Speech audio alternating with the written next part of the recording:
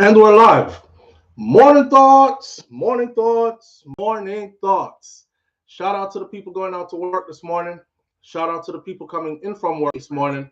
Extra special big up shout out to the people who work multiple jobs. I have the utmost respect for you. Shout out to my entrepreneurs, my stay at home moms and pops, my retirees. Shout out to the drivers. Shout out to the Uber driver, Lyft driver, truck driver, taxi driver, food delivery drivers, round town and long distance truck drivers. Shout out to the crossing guards and the school teachers. Shout out to law enforcement personnel, medical field personnel, military personnel. Whatever your job description is, shout out to you. Shout out to every single clean hearted, good hearted person who wants good for others as much as you want good for yourself. You are a good person. Shout out to you. Here we are on this beautiful morning. Today is Wednesday, the 13th of August, 2025, and we are happy to be here. All right, I can't see you know. I had to wait till the chat come up. We're doing the same thing again. YouTube gave me a week of no monkeys on the screen, and then this morning, monkey up on the screen. So now we have to operate from two different computers. So when you see me looking this way, whoever is not used to the routine is because over here so is where the chat is, where I can see you, and when you see me looking this way, that's where the camera is, where I'm looking into the camera to broadcast. All right. So I no wonder why SouFLo look over this all the time. Come here and read the comment then. And then why I'm over here, so no, because this is where we are broadcast from. All right. Big up on yourself and thank you for being here this morning. Listener, did I say shout out to the people going out to work, to the people coming in from work, extra special, big up shout out? Miller no. The day I run will left me, or I'm running leaving the day. You ever feel like you need like a week off? Like you need a week to just go somewhere and just chill. Or maybe just do a staycation, just stay home and just relax. I'm thinking of a staycation, just 1 week to do nothing. Just stay home and just relax. Don't even go live. Just go live sporadically, momentarily for them few days. That just a time for us rest. You know, everything in life you do, you can actually get burnt out from doing it, you know. No matter how much you love it, you can actually get burnt out from doing it. I was doing occupational therapy and I found myself getting burnt out from it. And just like that, you can get burnt out from anything else. You know, me used to love go have my clients who I associate with so closely and to work with them, you know, teaching compensatory methods, watching them advance, knowing you're helping somebody to maximize their own capabilities so they can have, you know, maximum function in their lives, their ADLs, their things they do every day. Wipe your body, brush your teeth, comb your own hair.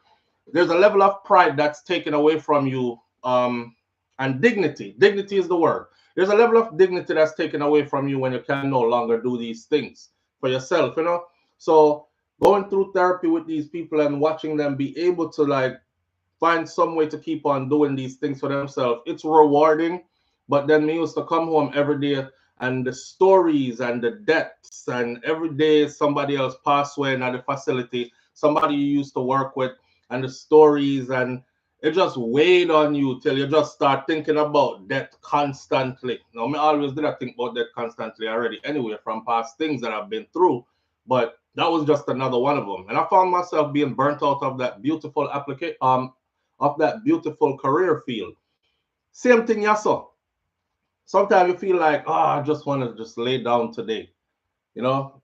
But then I look and I say to myself, you better thank God so you get to do stuff that you actually enjoy.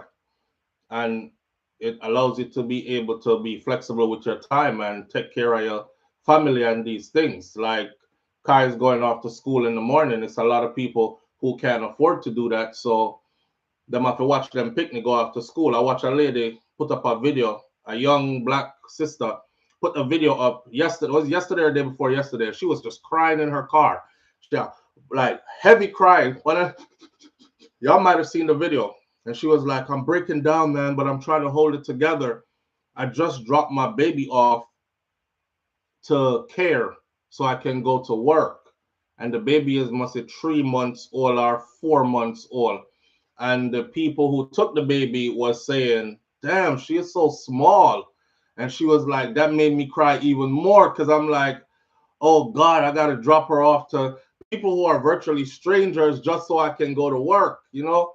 I mean, I think, man, I never have to do that because none of my kids don't know what it feels like to be dropped off anywhere until they can speak. Every one of them, every single one of them, until they can speak in full sentences. And I made it that way so these children can be able to say, Miss Jones pinched me. Mr. Smith touched me here. That boy hit me. You know what I'm saying? Full sentences. So I think while we're complaining, may I come full circle with this? While we're complaining and while we wake up every day feeling, I don't want to do this no more. I'm just tired. We just think of all the people who are not able to and would like to, and you get to. All right. So that's how we deal with it this morning. Big up on yourself and thank you for being here. Let me jump over in the chat and big up some people real quick before we get into our topics. Of course, I'm going to start out talking about Halle Berry, even though she is not on my list. But this morning when I did my short, my notification telling everybody that we were going to be on starting at 8 a.m., the Halle Berry was the one I led with this morning. If you're tuned in to Brainflow TV, which is my other channel, you will see that I actually put a whole video up days ago about Halle Berry's ex-husband who did an interview recently and revealed certain things about Halle Berry. So I'm going to lead with that this morning, and then we can get into our other topics like the fish market rhythm and can that Jamaican rhythm that inspired reggaeton be copywritten? Because that's a big issue right now that's in court for hundreds of millions of dollars payout. All right. Haitian gang leader Barbecue has now been indicted. The United States of America has placed $5 million bounty on his head. We're going to talk about that. Popular Jamaican TikToker, a young lady has passed away. We're going to talk about her passing away. The U.S. State Department has issued again another travel warning about Jamaica. Funny, because just a few days ago, they were bigging up Jamaica and bigging up Andrew Holness for the effort that he has put into reducing the number of murders on the island, and then they go issue a travel warning for Jamaica. So we're going to go through the new travel warning as well. And Sean Kingston, just days before his sentencing, is really trying to not go to jail. We're going to update you on what is taking place there as well. Great goodies. First one in this morning. Big up yourself and thank you for being here. Rosalind Smichael, thank you for being here. Says, happy hump day, everybody. Let's help each other to get over the hump. Marie's Message 411 TV and Lovely Aneka are both in the building this morning. Those are my two content creator sisters. If you see them in the chat, just click their name, go over to their channel, hit the subscribe button, come on back over, share the love, keep it in the family, support their content, right? They're a part of this family. That's Marie's Message 411 TV. She is right there at the top of the chat. Black Eagle, big up yourself, great goodies. And then there is Lovely Aneka as well. Virtuous Fire is in the building with us this morning. Thank you for being here. King Biggs, big up yourself, family, and thank you for being here. King Biggs says, upful, joyful morning, my friend. All right, Audrey writes in the building. Audrey, big up yourself. Thank you for being here. Wayne Nathan is here. BM is here. Mr. Article Don is in the building. Big up yourself. Let's Bond TV, big up yourself. 5 up. Nance is in the building with us this morning. Naisha is in the building with us this morning. Nisha. Stacey Ann is in the building with us this morning. Twixie28 is here. Twixie28, welcome. Thank you for being here. Senior Sexy, big up yourself. Raddy's daughter is here. Simon G is in the building. Bad Dolly 261 is here. Christine Williams is here. Audrey Daya, Kaz Robinson, Dorothy T Daya, big up yourself. Thank you for being here. The Buffalo Soul, the rest is in the building with us this morning. Mistress B talks health and wellness with a twist is in the building with us this morning as well. Thank you for being here. Let me see who else there. I'm going to shout out yet. I'm scrolling down. Jazzy Lady, I didn't shout you out yet. Big up yourself and thank you for being here. Marilyn Grant is here waving the British flag. Thank you for being here and big up to our British Massive in the house this morning. Thank you for being here. Somebody really named Barbecue. I just said somebody really named Barbecue. Yeah, man, name barbecue. We're gonna talk about all of that. Let's start off with me and my feelings a little bit. So I'm gonna talk. And when me talk, who want disagree. You know, I'm still gonna respect the same way. As long as you not send me up under my good mother. I don't know what the hell is wrong with some of you women. I you know, so Halle Berry's ex-husband came on a podcast, right? And he was explaining certain things about their relationship. Naturally, everybody wants to know, damn, you got a chance to be married to Halle Berry. Like, what was that relationship like? Talk to us. He revealed that, first of all, it wasn't him who proposed to Halle Berry for marriage. It was she that proposed to him. So me, I said to myself, say, a long time woman I proposed to man. Because you know it's we thought it was a new thing now. Apparently it's trending now that women are now proposing to men. Most women I know say stuff like, if this means me I forgot dead by myself, then that me I go do, but me now propose to nobody boy pick me. Me now propose to no man.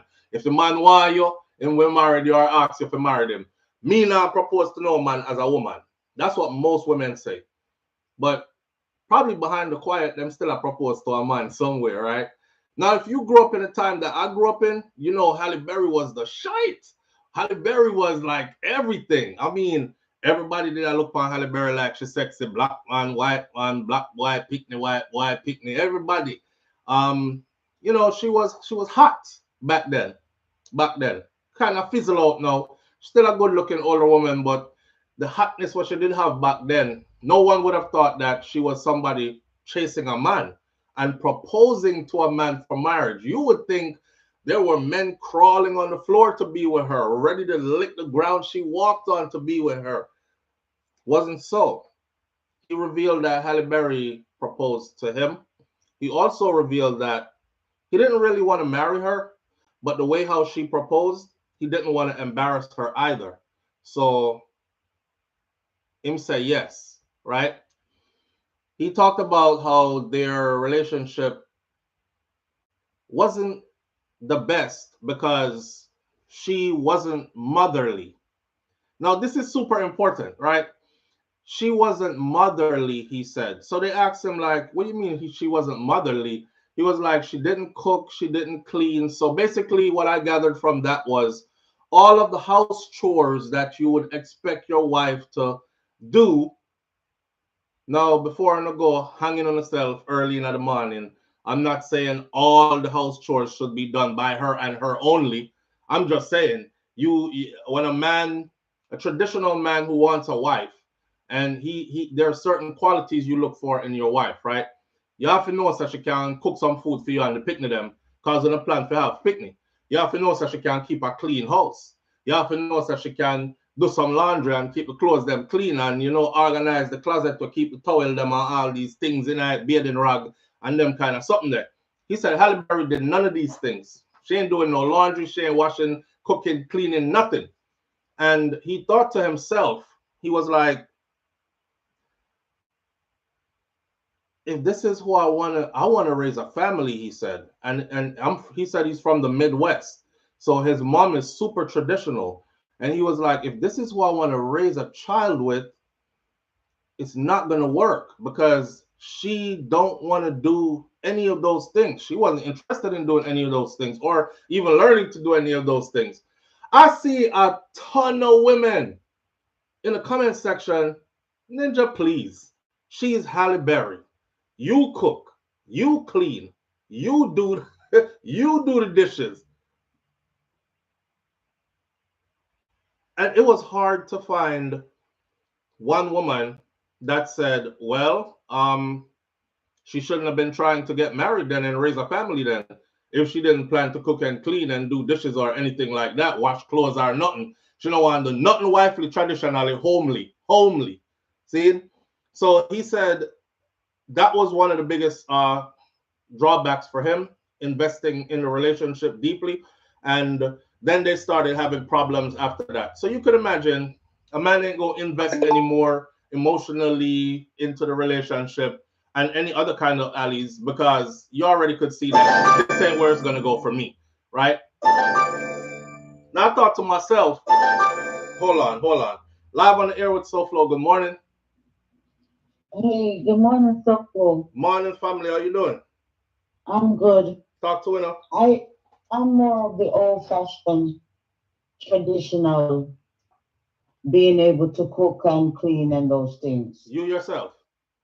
Right. Okay. And my mother taught me, and she taught the boys, like my children, my sons. She teach everybody Mm. how to do it. But my thing is, first of all, you shouldn't have said yes to the marriage if you really didn't feel that she was the right person. Yeah, a lot of us have done that though. You know, you try to give somebody a chance, even though, like, Especially we don't if all go there's making perfect decisions across the board. Sometimes you take a leap of faith with somebody. Whole leap of woman out here do it. Me no same out kill me with bun, you know, but may I trust that God I go guide this relationship and him I go change him ways. How much I wanna do that? And the man killing the with bun and on the run left the relationship.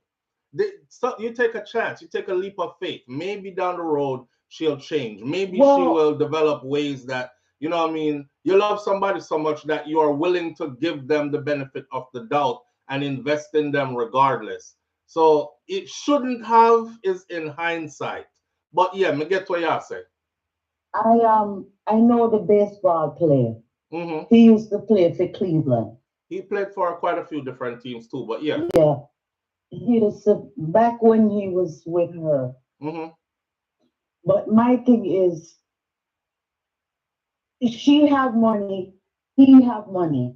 Hmm. I'm not saying that she should cook and clean all the time, but if they have all that money, don't they have people who can cook and clean? I love that you're answering that. So one of the answers this morning by or one of the comments this morning by one of the women who left a comment on the morning little short video we put up, she said, make him move and go. If him did married to a white woman, he would have make sure that she have maid for help around the house and she wouldn't have to lift a finger. But because he married to Halle Berry. So first of all, right? I saw that comment Right. too. So, and I was I wait. don't I agree. couldn't wait to answer that because first of all, David is half white, half black, and Halle Berry herself is half white, half black as well. So, if Exactly. you want to be specific, there are two half caste, mixed race, biracial, whichever phrase you want to use for both of them. So let's get the black white something out of the way. Out of the You're way. looking for something just to be on the woman's side. On the other tier of this now, to me, okay, they have money, they can afford help. Nobody is saying that the man said she had to do all that for herself. What a woman must understand though is no matter how much money we have, that man is going to want you to be nurturing and motherly to the children that he's going to be having with you. You know what I'm saying? So Exactly. not because we have money, just fling everything for a helper. Get another helper for that. Get another helper for that. Oh, Get my a wife is nanny. such a queen, she shouldn't lift a finger. No, my children need bonding. Them need motherly love and affection. We need some home cooked meals from you. You know what I mean? Yeah. All right, and put some I, interest in I it I too. do agree. I do agree. Right. But so Flo, I never liked watching or seeing a woman get down on her knee and ask a man to marry her. I cringe. Yeah, I cringe I too. just don't like that. I cringe And too. It's weird. and most of those marriages don't Don't last. last Right.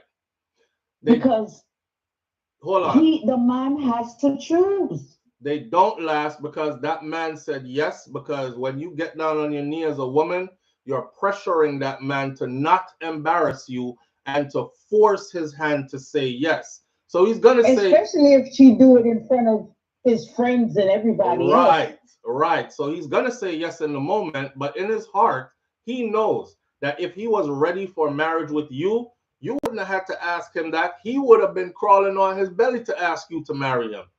So, and some of these women are looking at Halle Berry's ex-husband like, how dare you? That's Halle Berry. right, Like, a lot you of them don't are. turn down Halle Berry, but he has his own celebrity status, his own money, and he knows what he wants as a wife. Yeah, And he knows what he wants as far as the woman that he wants to have children with. right. So today, his net worth today sits at $40 million. He Exactly. played 14 years of professional baseball back in a So time he when they wasn't weren't getting much. impressed He because was she was Halle Berry when he was dating or Halle how Berry, beautiful she was. right? Because when he was dating Halle Berry, he was making $7 million a year, and also Exactly. he was a heartthrob back in the day. Like a lot of women were after him back in Oh the day yeah, too, he right? was handsome. Right. So I used to go to games just to watch him. yeah, so it wasn't Halle Berry just so caught up in herself, like I'm Halle Berry, I'm too good to clean house, wash clothes, nurture anything. And he was like, people be acting like men don't have a choice. You know what I mean? Like you don't have a choice. Like a woman could say, I don't want a man with a small penis. I don't want a 1 minute man. I don't want a man that make less than this amount a year. I don't want a man that is shorter than 5'11", 6 feet. I don't want a man this. I don't want a man that can't clean the yard, do this, pay the bills, rah rah. They could do a long list, and everybody will be like, well, that's her preference. That's what she doesn't want. Soon as a man open his mouth and say, I just want a woman that's going to nurture my children and do some stuff around the house, cook, clean, like a traditional wife does, from time to time, whatever. Oh, yeah, like man not supposed to have no choice. Take it or leave it. He has a right to have his preferences too. Take it or leave it. And if she doesn't do all of that, then I'm sure there's a man out here somewhere who will accept her just as she is. Right. But he's not that man. Yeah, and she still haven't found him yet either. The funny thing is, I'm gonna go back here and check. All right. She pushing 60 and still haven't found him yet. The man who I know that was a low blow, but it's true. And he went on to have a beautiful wife and some beautiful kids by his beautiful wife, and she is very homely and she does all the things that traditionally she is what he was looking for in a wife. You know what I mean? So yeah, you're right. There's the person out there for you. I don't know. I like woman that clean up them house. I like woman that clean up them house. I just feel like if me in the house with you as a man and me a clean house more than you as a woman and you don't have nothing else to do, then we have an issue. We have an issue. Woman to clean up them house, man. I guess I'm so old school. Draw a broom across the floor, sweep up the dust. Make sure when time people come knock on with door, we're not fair. Don't answer the door in there dirty and nasty. You know what I mean? He wanted that. Who accepted him with his shortcomings? Oh, of course. And nobody was perfect. So wait there, where Dorothy T I say, cause Dorothy T look like she been going on and on forever. I see 1 minute here and shortcomings there. What are you talking about? So I guess Dorothy T has reduced the man to his teely size. Well, she run him down and married him and beg him for marry her. So obviously it wasn't a problem there for with the 1 minute and the short teely or whatever it is that you're alluding to there. You know? Audrey says, so since him so happy with what him have, why discuss Halle now? Something off. It feel like a little dig to me. He was on a podcast. And the podcast, people are asking him questions like, yo, you were married to Halle Berry back in the day, right? What was that like? And because men would have killed to be with her, and you got a chance to marry her, actually be her husband. And he said, they asked him a bunch of other questions too. He said, well, tell you the truth, I wasn't the one that asked to marry her. She actually proposed to me, right? And what? Yo, you had it like that? Like Halle Berry proposed to you? He was like, yeah, it wasn't really a bragging point. I mean, I was in love with her, but she proposed to me. So I said yes, but I wasn't really into the yes because how do I say this? And they were like, say it. And he was like, she wasn't motherly. I put it that way. I was looking to raise a family and stuff, and she wasn't motherly. She didn't cook, she didn't clean, she didn't do any of that stuff, you know, and I'm coming from the Midwest. So it's a line of questions. He went on, they asked him about her ear. Because Halle Berry has it that one of her unnamed ex-men slapped her so hard in her ear that it ruptured her eardrum and she lost hearing in one ear, right?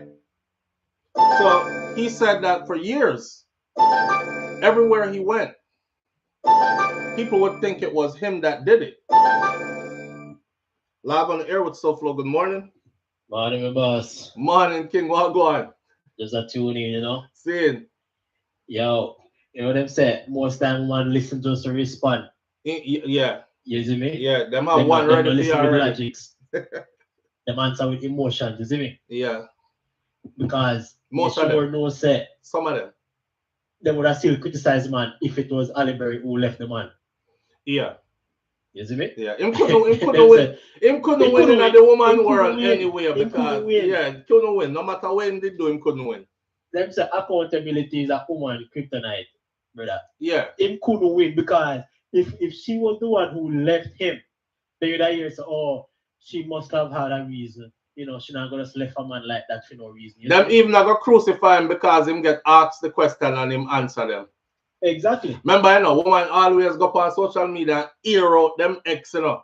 Them have basketball wives, them have all these other, them even have shows where the woman them air out them ex. And these women tune in faithfully and watch them show here and enjoy it and talk about the man them and what happened in that relationship with no story from the man's side, you know. Exactly. Yeah, but as soon as him even answer a question, him could have said, next question. He didn't have to answer it. Move his corny ass. but they need to understand, so brother, that's a legit reason for a man decide not to move further, you see me? Yeah. Because absolutely, bro. Remember, 5 months it take. Yo, the man must have dropped it real good by Halle, brother. Yeah, she proposed in a 5 months of dating him. 5 months. Yeah. See? 5 months into dating, she proposed for marriage. 5 months is not too long of a time for you know certain things where you need to know about that person. Yes. You see me? All the questions and answers. Me, at 3 months, brother, at 3 months it takes for me propose to my wife, you know. Ross. But she couldn't bro. We married 1 year after. So we still had time to learn about each other. Right. So you propose with the intention of. Exactly, because you know there's certain times when you meet somebody, you know, say, okay, this is the person who wants. Yeah. There are times when that happened. Yeah. That happened to me. See? Yeah, but you still have to see something first. Exactly. Right, so you still have to give yourself time to know. Now, the man missed the point where the man said, after 4 years he married to Halle Berry. Right. So within that 4 years, there was no change with her. Right. And she make up her mindset. She not change. And that she stick to. Right. People change and love grow. They might miss all of that man. So 4 years, they must say, oh, him should have said no. Okay, the man, to be fair to him, say he got caught off guard and he never want to disappoint her. He never want to embarrass her. Yeah. Because when me propose to my wife and my brother, I won't even time want to change my mind, you know. yo, brother. Yeah. After we propose to my wife, so one time I ask myself, John, I want them to make the right decision. Because when we fight, when she answer me, you know, I think I joke she make you, my brother. See it. And when she says she's serious, my heart just drop and I say, can't disappoint the girl. You see me? Yeah, you see, I wonder if this really want. Me know say me don't want nobody else. So, you know, when I say me go break her heart now and then go risk the relationship and she go let me go. You understand? Yeah. This time for us hold it on. All right now, next year we celebrate with 10-year anniversary. See that. So, these females need to understand, say, you have to give things time. The man give it time because he could have divorced her 1 year after. Yeah. He was in the marriage for 4 years. We could have divorced her 5 months after. Exactly. Yeah. So within that 4 years, he hasn't seen any changes for she prove to him, so okay, she can do this, and she can be a good mother, she can be nurturing.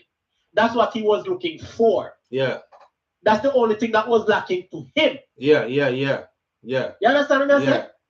He never come out and disrespect her and downgrade her and do all of that. You understand what I'm saying, brother? So most of these women we attack is out of emotion, and them just now go against the woman code. As usual.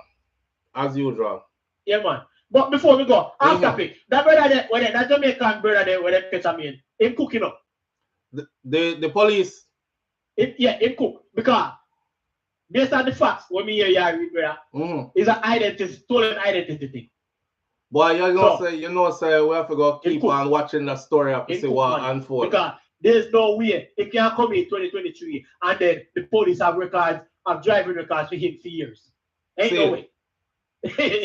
So him cook. We're gonna see where it goes. All right, man, here. Sir. All right. That was from a man's perspective. You know, I'm sure it went all right over a lot of women's head this morning, because if from a man start saying them don't want to hear it, them ears lock off. I don't know. Certain women ears are tuned to lock off to when men start to speak. As soon as a man says something, she does. Our ears don't hear nothing. You know what I mean? Or everything she hear is a war of words. It's like combat time. It's time to fight. Once it have a base on it, it's time to fight. Like, we can't say nothing logical and them kind of something there. Those are women that cannot be led, and them always talk about how them need a strong leader. That's diabolical. You out here asking for a strong leader, knowing your ass ain't gonna follow, and you're not a good follower, not a good listener. You have no intentions to be led, but you want a good leader. Anyhow, back to the Halle Berry song. They're beating David, the women are beating him, but the men are standing with him. You know what I'm saying? After I watched it, I listened to it, I was laughing because I thought to myself, the nerve of you. The nerve of you to think that you are so, whatever you were thinking, beautiful, famous, all that you would have want to put yourself in a marriage with a man who wants to raise a family at that, and is making that known to you, but you don't want to do any wifely duties. Like, and he said it. He said, like, you know, I would want, like, my woman to be, my kids have to be nurtured, and she make up her mind, so she not do nothing like that.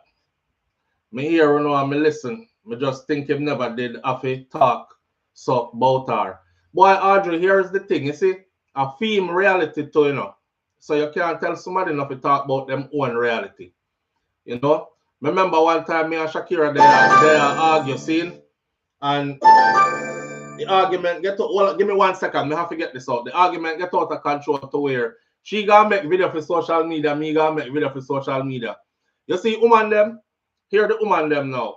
I heard her side, and I came over here to hear your side, but tell you the truth, me not really want to hear your side, because a real man would never do this.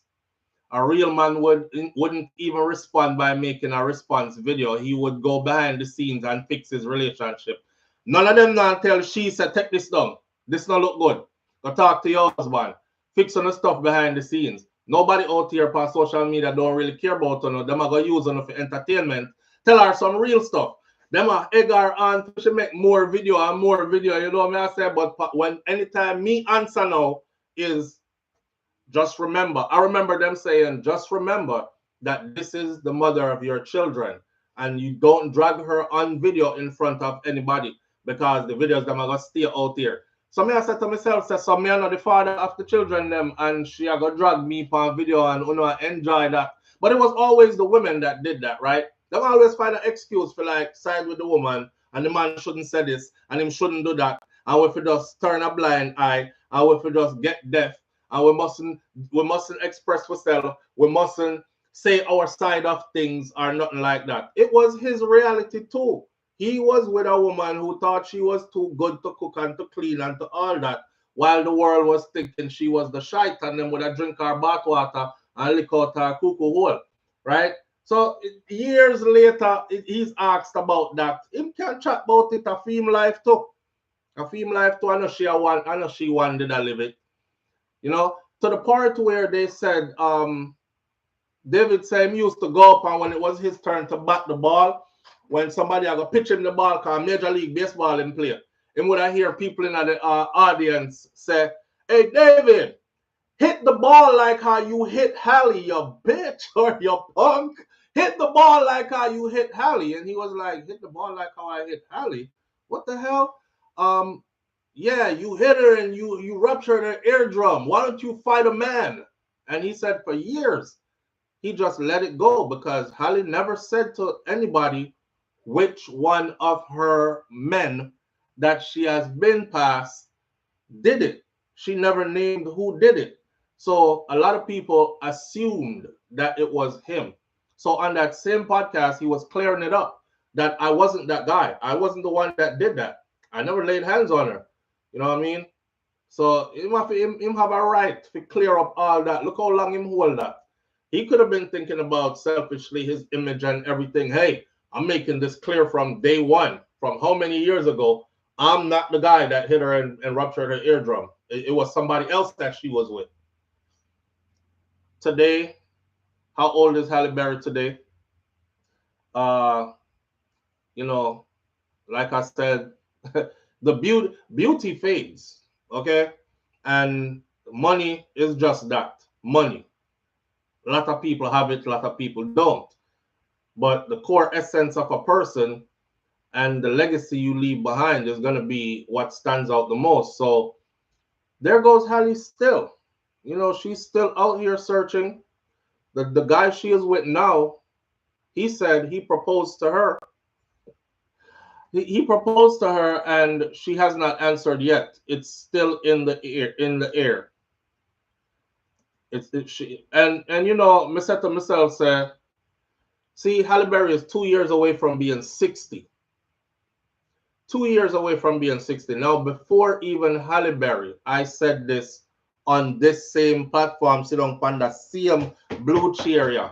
I said, I hate hearing grown people use the word boyfriend and girlfriend because boy and girl is in it. And when I think of boy and girl, I think of children. Up to high school, you have boyfriend and girlfriend. So you put 60, I talk about you have boyfriend. You know, no boyfriend, man. You have a man where you deal with. You know, shock up, you know, deal, you know, do. That's your man. Or wherever you want to look on it. But let that boyfriend something there. It sounds kind of pedo to me. You know? So I never use that to say, oh, that's my mommy's boyfriend. Your mama 38, 45, them age there. She don't have boyfriend, she have a man. Yo, that's my daddy's girlfriend. That woman is 50 years old. That's not a girl. That's a woman. That's your daddy woman. so she's been through many relationships since. And I have to wonder if throughout her youthful days, when somebody did want to lock her down and, you know, a bill with her from them stage there, I have to wonder if she was the problem. Because she pretty or was pretty or is pretty, no means that she couldn't be the problem. You know, a lot of women are the problem. And it filters out later on in life who the problem actually is. So one person was able to move on and is in a happy marriage with beautiful children, and a woman who is homely, loving, caring, nurturing, wash, cook, clean, and all of the above. And him still have a $40 million net worth at this point. Halle is rich and famous and still buttering along as far as finding that person goes, kind of thing. So you got to wonder. The factory reset button kept getting hit on you many times over. At some point, it has something to do with you. It has something to do with you. You know, that's how I look at it. That's how I look at it. The Buffalo Soldieress says they assumed it was him. Everyone knows it was Wesley Snipes that hit her. Well, me never know that. The Buffalo Soldieress, I didn't know it was Wesley Snipes that hit her because I've never heard her say that. And I'm seeing you say it. I don't know who hit her and ruptured her eardrum. Are you saying it was Wesley Snipes because Wesley knows karate and stuff? Wesley is like some 10th degree black belt in my town. We're trying to do some. Naisha says, I'm with the guy. As a wife, you must be able to do some wifely duties. Yeah, even if you're rich, even if he is going to, mind you, Halle Berry had her money then too. And today, Halle Berry has even more money. Her net worth as of August of 2025, according to Forbes, sits at $90 million. So she has a whole heap of money. Back then, she didn't have so much money, but she still had money. She was getting a whole lot of money back then. He was getting his salary when he was dating Halle was $7 million a year. So he was getting his own money. And like I said, the man did a one like a scuminar where she pick up. And it's funny how the women treat him like it must nigga, please. You cook, you clean, you wash clothes, you do dishes. He's on a $7 million salary. Not one woman in here don't have a man with a $7 million salary. $7 million a year income. Do you know what a man that makes $7 million a year has to do to even get to that level in the first place?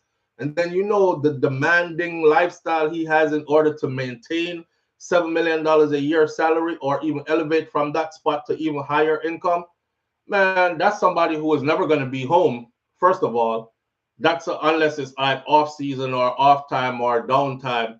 That's somebody who is going to be on the go.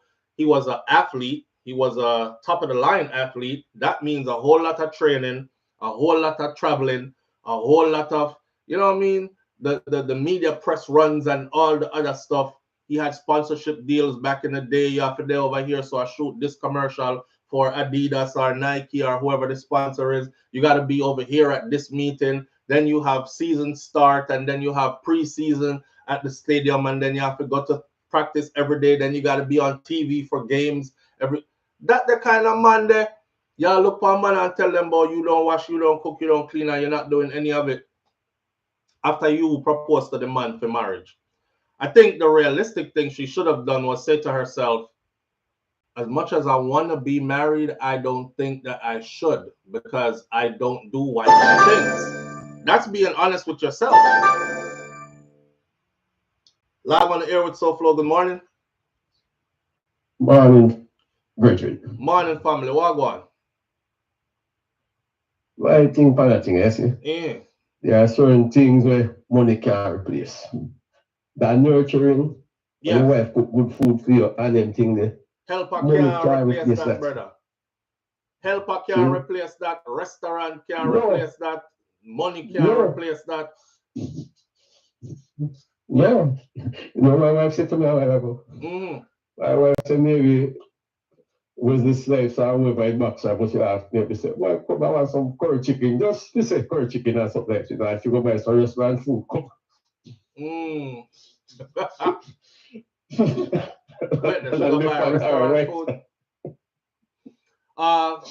S Diva says that's why she proposed to him so him can do the wifely duties.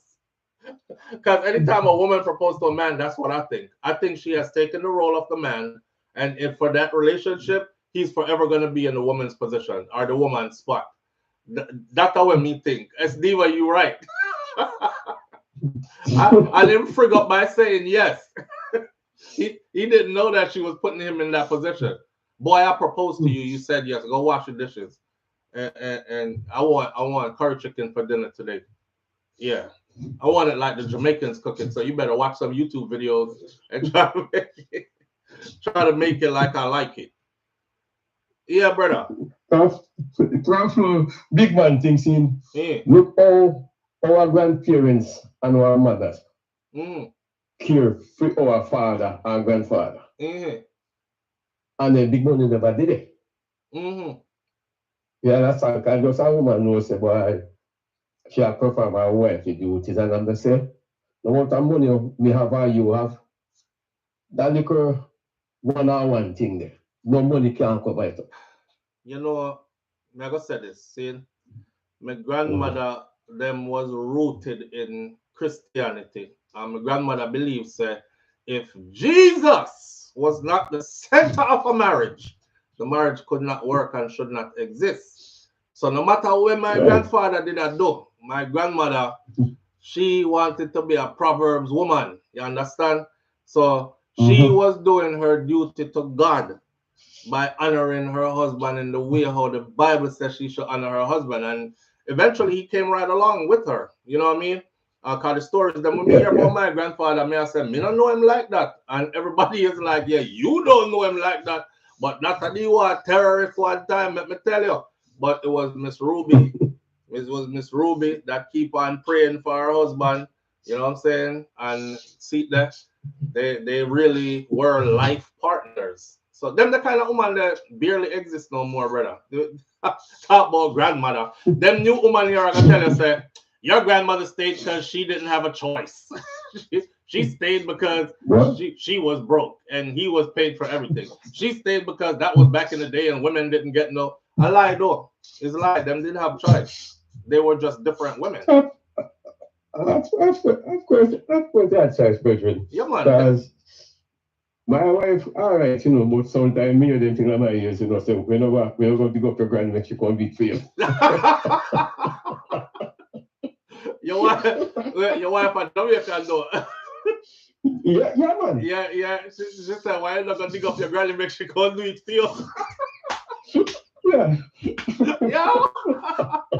Yeah, one Jamaican one. Yo, that one the wicked.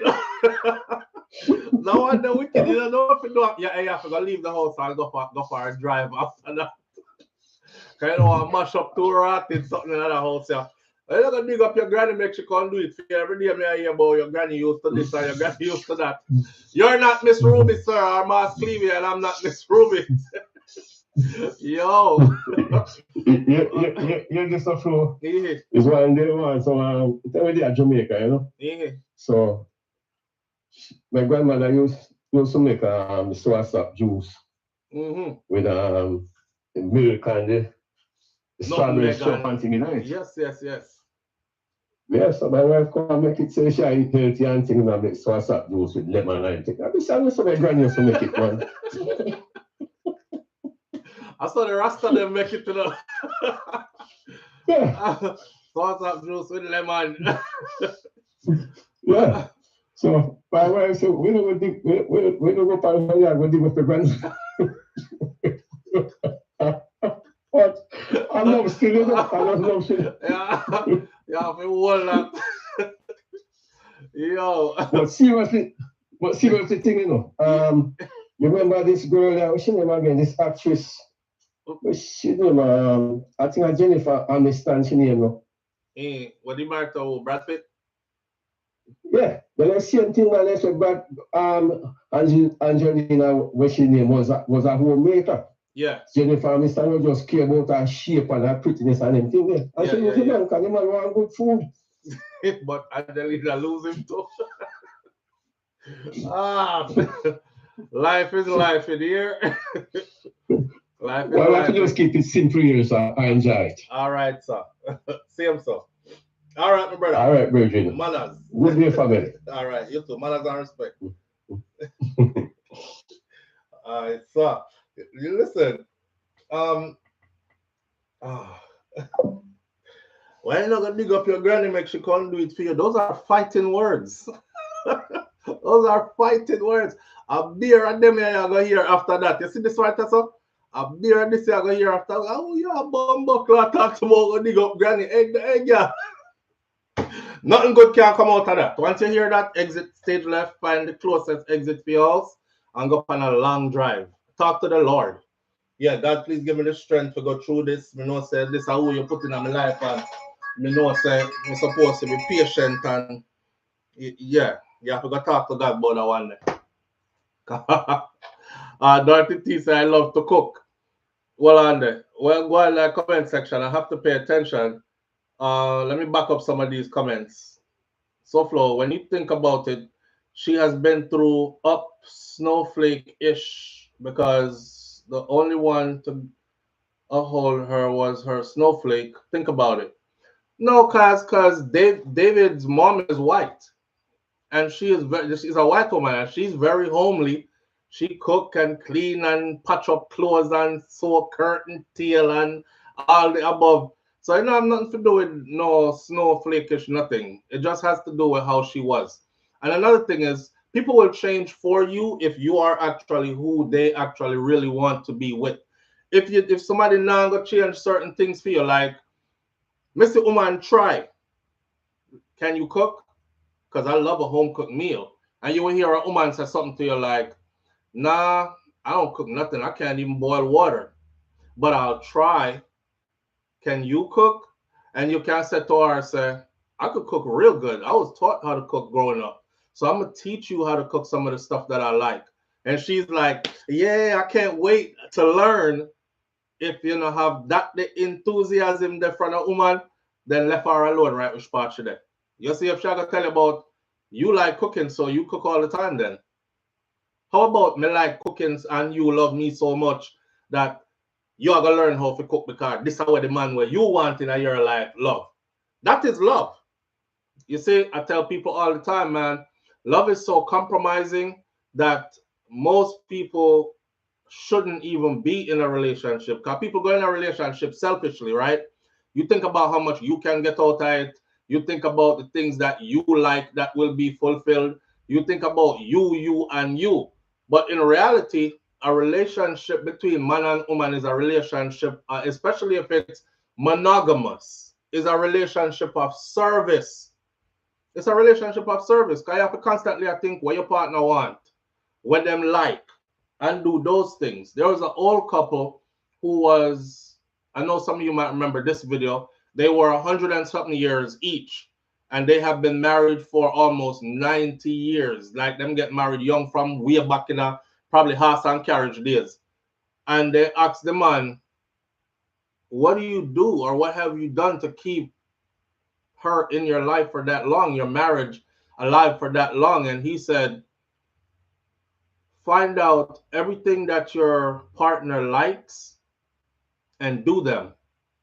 Find out everything that your partner don't like and never do them. And I'm thinking, yo, them old people here be saying stuff, but when they say stuff, you laugh and pass it. But go back and go sit down and really listen how simple that was. Find out everything that your partner likes and do them. Find out everything your partner don't like and don't do them. That's it. So simple. That's service. Because if you're a selfish person, you're going to be like, she don't like that, but me like it, so me I do it anyway. And now she over there with her face bent up because she don't like it, and you know she don't like it, but your selfish ass did it because it's what you like. And vice versa. You know what I mean? So if you don't have the mindset there to not be selfish and to be of service to the person who you say you want the long life with, then the long life something not gonna work. One of the ladies them in the comment section left under one of the videos them where we put up said it was when we did the question and answer the other day, the one before the last one. What was it that you learned from your previous relationship that can benefit you moving forward in your new relationship? No. Almost all of the women them shift the blame to the man what them did that with before. Me learned something did hold on for too long. Me learned so when people show you who they are from the beginning, believe them. Me learned that none of them never said I learned that I was selfish as hell and I need to be less selfish. Here one woman comment now. She said, me learned say me must always put myself first. Somebody did answer her and said, if you always put yourself first, you better stay alone. Because if you don't stay alone, all you're going to be doing down the road is looking back at numbers. Let me look back. Who was my 14th man? You know, so I did Kendrick. Yeah, I couldn't stand Kendrick. Number 15 was John. Number 16 was Roy. Number 17 was, yeah, me remember Tito. It'd be nice to know. But me have to put myself first. Number 18 was, that's what that's all you're gonna be doing is counting when you get old and count back how much man whichever way you want to look at it, how much man run through you or how much man you pass around yourself to, or how many men you can nice it up and say how many men you were with or whatever, and you can blame all 17, 18, 19, 20 of them, and you still never find one who say, you know, so me I stay here, so you are it for me. Because you are going to always be the problem if you always put yourself first. Right. Always. I'm sure if Halle Berry had said, oh, David, I know you don't like, I know you want a wife that cooks and cleans and stuff like that. I hate doing those things. But I would definitely learn to cook for you because I love you that much. You know what kind of fire that would have ignited in a man. And most men who are good men, them only need a little bit of effort from a woman. And when them get a little bit of effort from her, it make them go 10 notches up. You see, if you get a woman will go overboard, a good man will go way overboard every friggin' time for that woman there. You will hear that woman say stuff like, I control him, but I don't take it for granted, but I get my way. You have to ask her how. Because she cater to him in that kind of way there. Yeah, and him reciprocate in that kind of way. You know what I mean? That way. She might have said put herself first because she put her mate first without getting anything back. Just a thought. The buffalo saw the rest, that's true. But, you know, she said put herself first. It's still not the right lesson.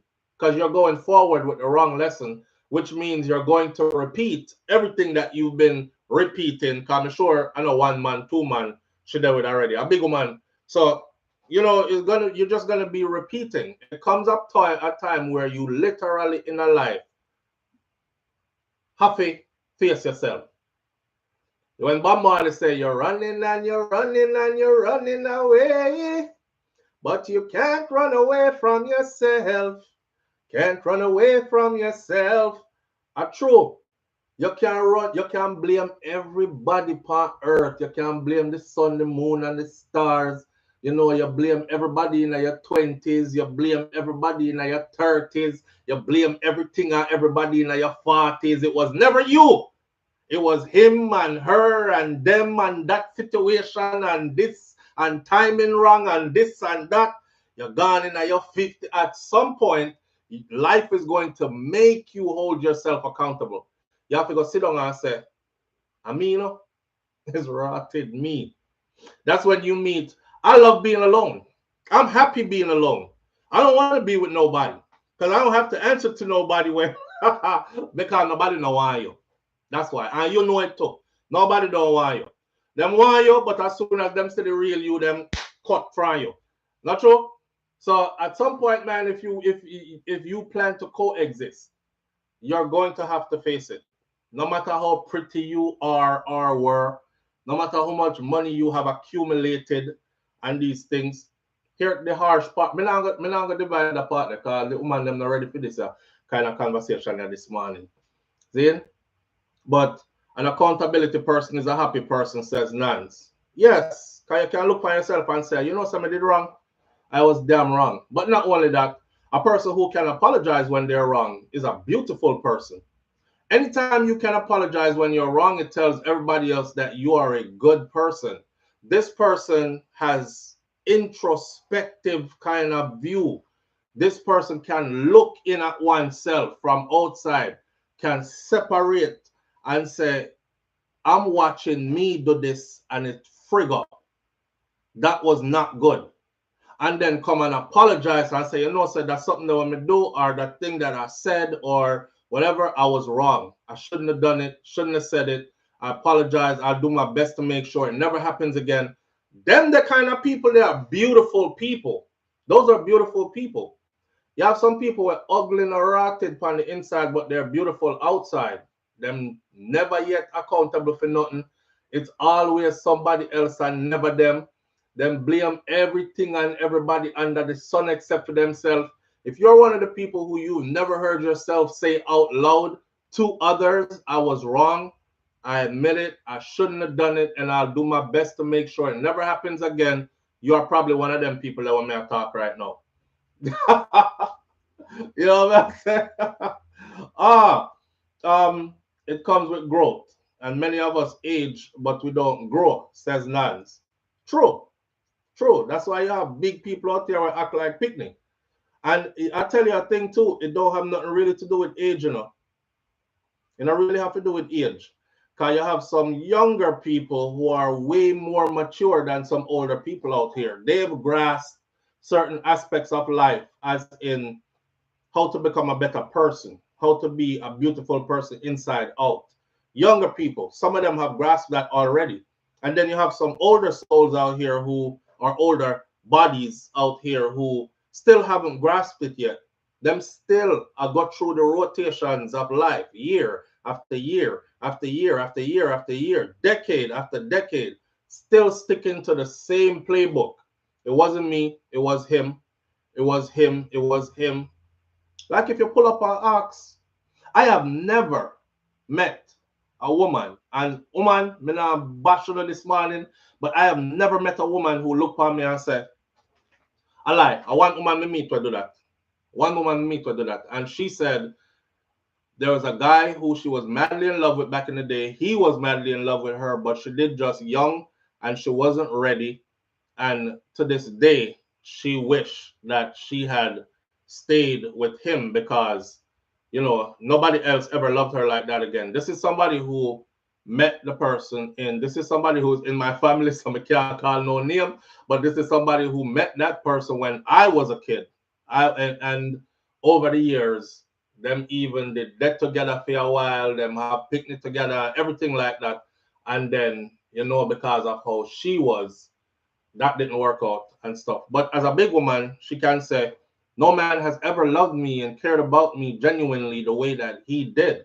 And all he wanted was just for me to respect him as a man and show him that kind of love back, kind of thing. And I was too young and I'm ready to do it now, but me too old now and him gone already and these kind of things.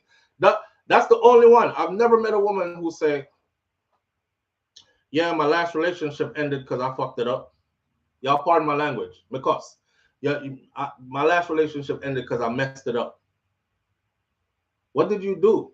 I don't know. I just didn't listen. He couldn't tell me nothing. I didn't listen. I did what I wanted to do. I didn't care what he said, you know, and I was super disrespectful. I used to fly off at the mouth, call him all kinds of names. Me and him used to argue. I don't know. Sometimes I used to think I loved it because we used to, if he didn't argue back with me, I wasn't happy. So I used to make sure he argued back with me. You know, them not tell you, them kind of sitting there. You see, when you reach that level in a life where you can say, yeah, I forgot my last relationship. I did. And these are the reasons why I did it. I didn't listen. I was disrespectful. I was a friggin' cheater. I this, I that. Then you can start to become a better person. But until you can do that, you will never be a better person. You will recycle that Ross over into your next relationship. And it's crazy that people actually recycle them old self over into a new relationship, fresh with no blame, and bring the same old self with everything. Listen, if you have sour milk in another cup here, you see, and you pour the sour milk there into this cup, you just contaminated this cup, and this cup now has sour milk. This cup may not have any more sour milk in it, but it still have the residue from the sour milk in the old cup, same way.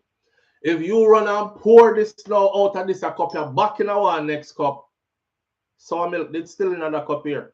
So you have to go somehow clean out the cup here now, the residues of the sour milk and everything before you can pour a new into this cup. Because if you pour fresh milk into this, after you just pour out sour milk out of this, you have contaminated the new fresh milk because the container was not clean, friend.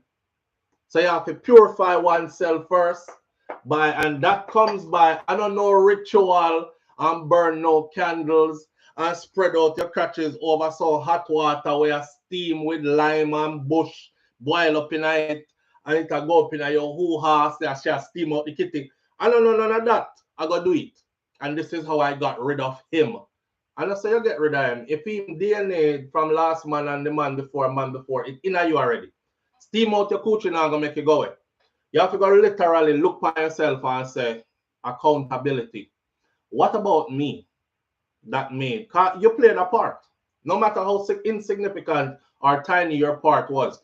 What about me who made this last relationship tumultuous to the point where it came to an end. Because for sure, one time I was head over heels in love with this person, and they were with me, and we didn't have a good time. Where did we go wrong? What did I do to contribute to? I saw you have to go start dealing with your life, you know, and then you will start to become a better person. You can't keep on and go on. Well, we broke up, and I told him lose my number. I don't want to speak to him no more. I'm moving on to another person. You're moving on with every last problem that you had in that relationship into your new relationship. No matter how you try mask it, it's going to manifest itself regardless. These are problems that need to be worked out with one's self. And until you unresolve them, or until you resolve these unresolved issues, it's just going to be issues piled on top of issues, and then you're going to be the baggage man or the baggage lady. Somebody who is just dragging a big bag of problems and issues over to a next fresh new relationship. It always feel good when you drop the bag at the door, right? And I'm home. It don't hurt the shoulder no more. You carry it, but that's for a little while because that bag's still at the door. The bag's still there at the door, and the bag coming at the new house with you. So sooner or later, that bag is gonna be getting unpacked in your new house, right? So we have to can own up to things, man, as grown people. Yeah, that's what I learned from this, or that's the message I'm getting from this. Halle Berry, as pretty as she was or thought she was, she and I'm not blaming her because I'm sure there are other things that happened in the relationship where we never did it. So I never like to in-depth speak on the proper cause of two people relationships splintering and broke up, right? But what we do know is once I heard him say, he made it clear to her that he wanted a family, and she decided that she's not doing no cooking, cleaning, or any of that. And then after that, they started having problems. That's because his heart wasn't in it anymore. He was like, she'll never be what I want her to be with the children that we're going to produce together. So why keep on investing in this? You know what I mean? At some point, you have to look by yourself. You just go on to the next person, on to the next, on to the next, on to the next, on to the next, on to the next, till you look back and you've been with a lot of people. And nothing is saying to you, why do all my relationships keep ending? Everybody can't bad on you, good friend. Everybody can't be bad on you, just good all the time. Something about you that is contributing to a constant breakup, a constant start over. And you know, that's your punishment. Your punishment is to start over again and start over again and start over again. Do you know that that's a torture technique? That's a torture technique. They'll give you the big heavy rocks and they'll tell you pick the rock up and bring it 50 meters that way. All right, drop it. Okay, pick that rock up and bring it back 50 meters this way. Drop it. You'll never move. You're at the same spot and the same spot. You pick the rock up, you bring it 50 meters, you say you drop it. You pick it up, you bring it 50 meters back over, you say you drop it. You pick it up, you bring it 50 meters back over after you drop it. And you're stuck in that cycle for like most of your life when you are not able to say, I was wrong. It wasn't them, it was me. Or I can see where I contributed to what just happened. So I have to try not to do that so that don't happen in my life again. You know what I mean? We're humans. We live and we learn. You know, we make mistakes. Coming around here trying to pretend that you're so perfect and you would have made all the right decisions from the beginning every time, that's a fallacy. That is frigid. We're here to learn. Lucky people and people who beautify themselves by becoming truthful people and then aligning themselves with others like that, then those people get to experience the bliss of heaven on earth. And you get to experience being around people who can be like that and you be like that too. You know what I'm saying? You're not a cheater, you end up with somebody who's not a cheater. You speak truth and you're not offended by truth, or even if you are offended by truth, you still can admit, say, and that's kind of a bit offensive, but I have to accept that is the truth. So, you know, nyam off people's head when them actually tell you the truth and focus more on how they said it to you instead of what was said to you kind of thing. That's a defense mechanism. A lot of people use it. When you tell them the truth, then we dig out your eye, you know, because them like, why are you talking to me like that? Why are you talking to me like that? And you're like, but what I said to you, was it true or not? Why are you talking to me like that? You better fix your tone when you talk to me, because I could argue with you all day. And you're like, okay, but what I said, is it true or not? I don't like the way how you speak to me. You talking to me like, say I'm gone off, why you talking to me like that? No, don't want to face that. You might not have said that in the best way, but you did tell me the truth. And I appreciate you for that. Yeah, I appreciate you for telling me the truth. You said it harsh. All that would do would make the person who told you the truth choose another way to tell you the truth the next time. But anytime you try to fight somebody who told you the truth, all you tell that person is you can't handle the truth. So I'm one of the people that you have to lie to.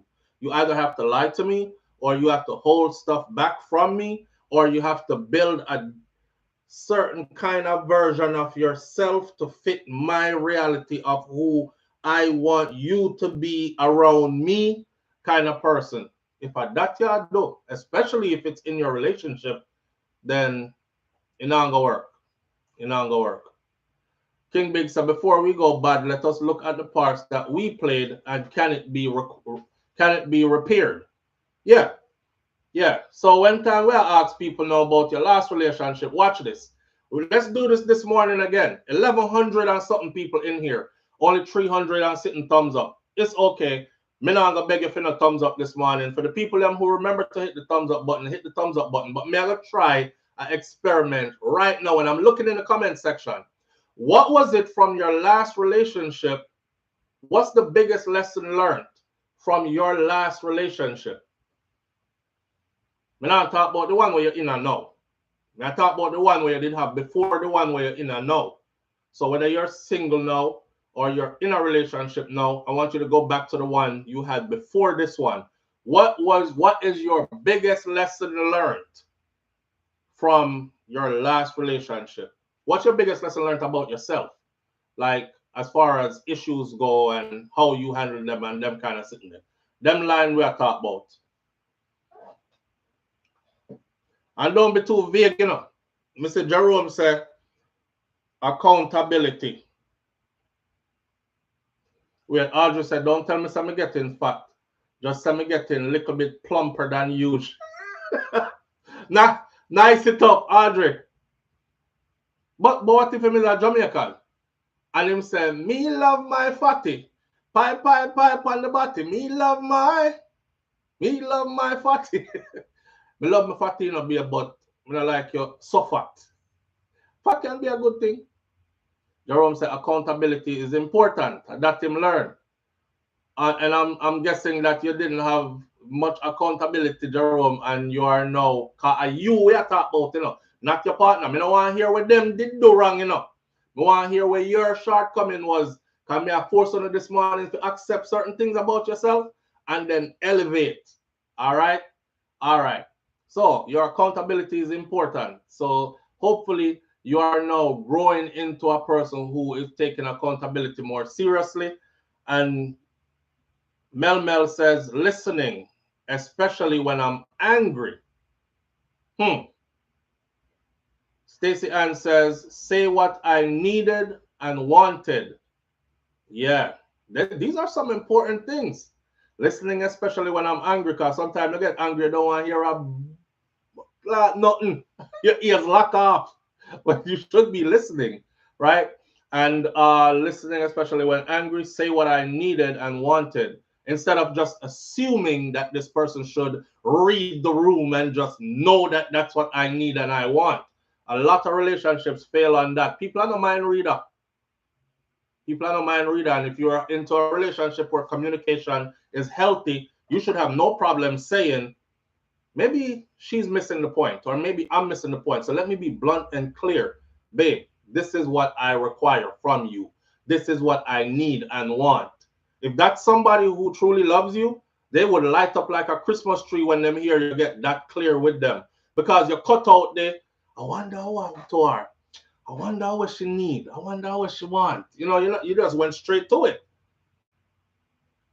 And it will also weed out the person who doesn't care much about you like that, because you never make it complicated, so there's nothing hard to understand. So obviously you don't plan on being the kind of person who, you know, plan on loving me in this way that I require to be loved. Either or either, it's going to work. I see where I made a mistake in the partner I chose, says Marie's message 411 TV. That can be that too. Listen, especially when I'm angry. Accountability, say what I need and want.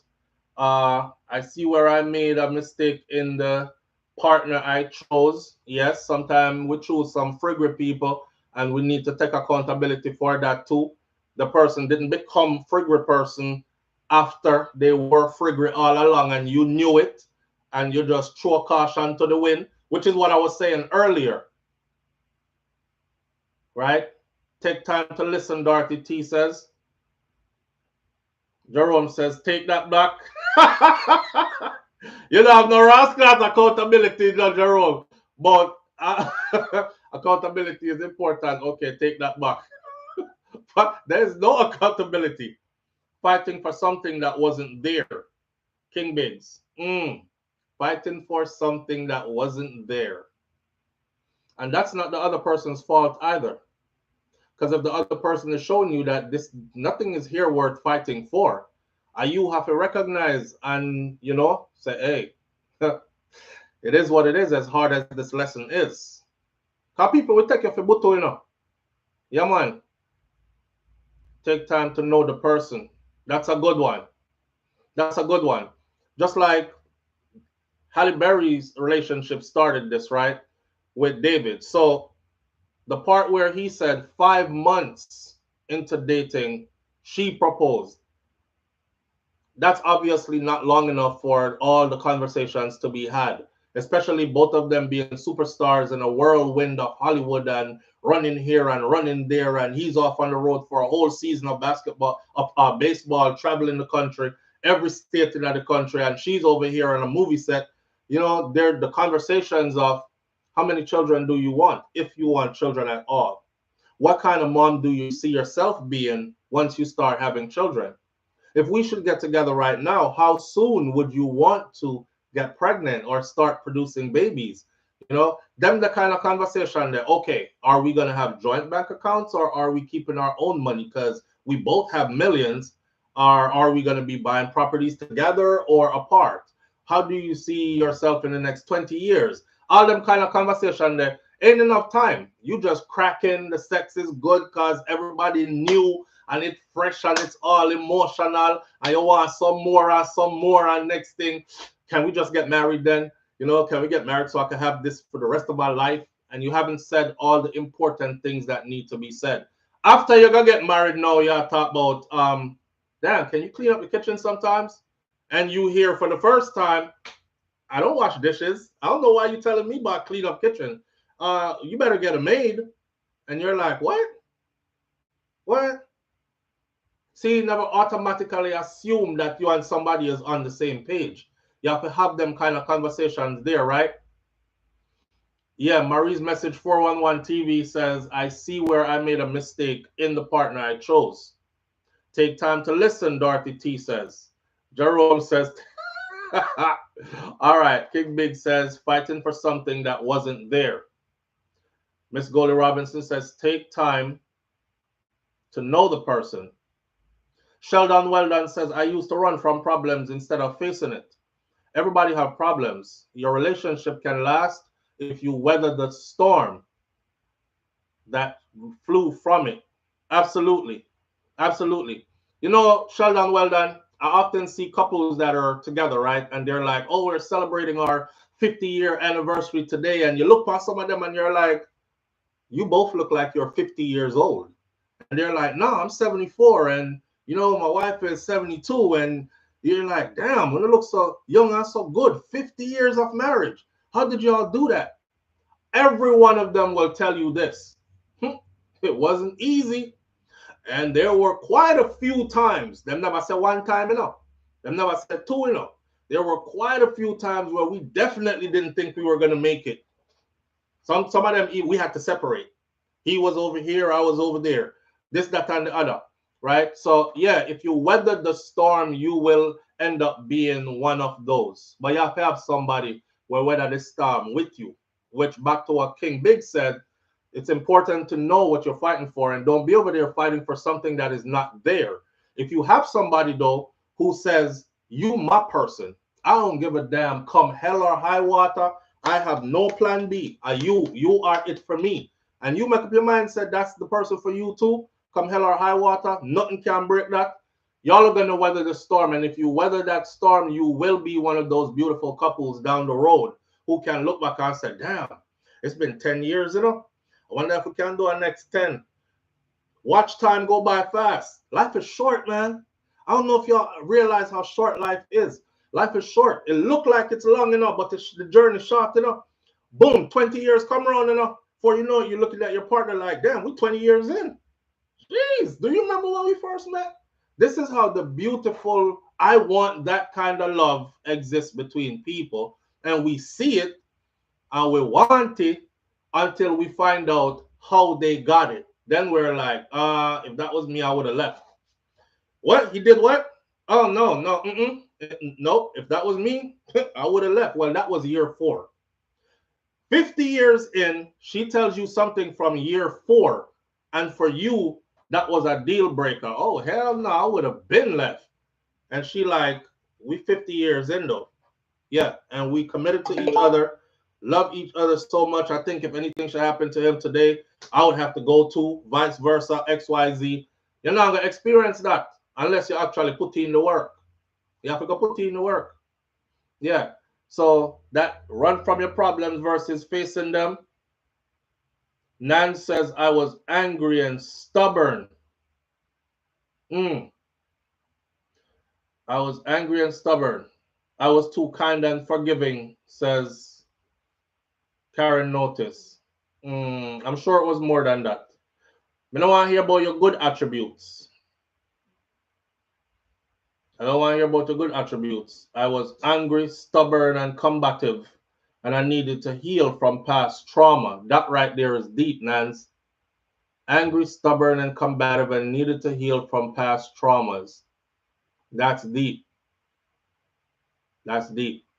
Rosalie Fair says, I learned not to argue and to go toe-to-toe and to be humble and sit and talk about issues. Wow. That's powerful. Rosalie Fair. That's super powerful. That takes a lot of maturing. Mistress B, Talk Health and Wellness with a Twist says, not everyone is out to give me or to get me, right? Realize when I'm wrong and apologize. Also trust your gut and listen to comprehend and not necessarily to defend. Lessons we have learned. See, it looks much more beautiful this morning than the last time we did this, because the last time we did this, I'm telling you, I'll go back and look at the video. The comment section is filled with what the other person did wrong. And, you know, I took it and I just didn't say anything. I was like, I think the only thing I said to the audience was, nobody now tell upon themselves this morning. And I laughed it off, right? So notice how the chain of conversation is different this morning. Rosalie Fair says she learned not to argue and to go toe-to-toe. Don't do it. And just be humble and sit and talk about issues. Mrs. B talks health and wellness with a twist, says not everyone is out to get me.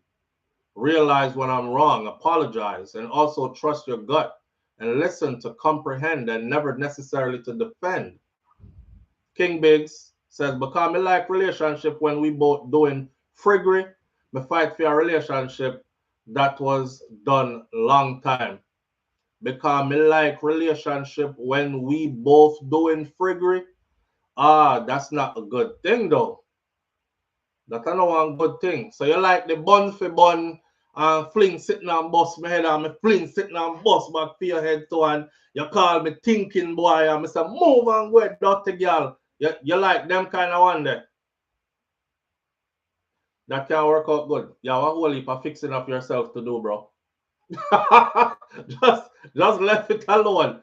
The Buffalo Soldier says, not sharing my goals and ideas, but making the decision I thought I was right instead of two ideas and thoughts. Live on the air with SouFLo. Good morning. Yes, SouFLo. Yeah, family. Talk to me. Maybe you read a comment from someone saying that they were too kind, and you were saying you don't want to hear about their good attributes. Yeah, because hold on. Look at it. Hold on, no. The reason why I said that was because I have to clarify first.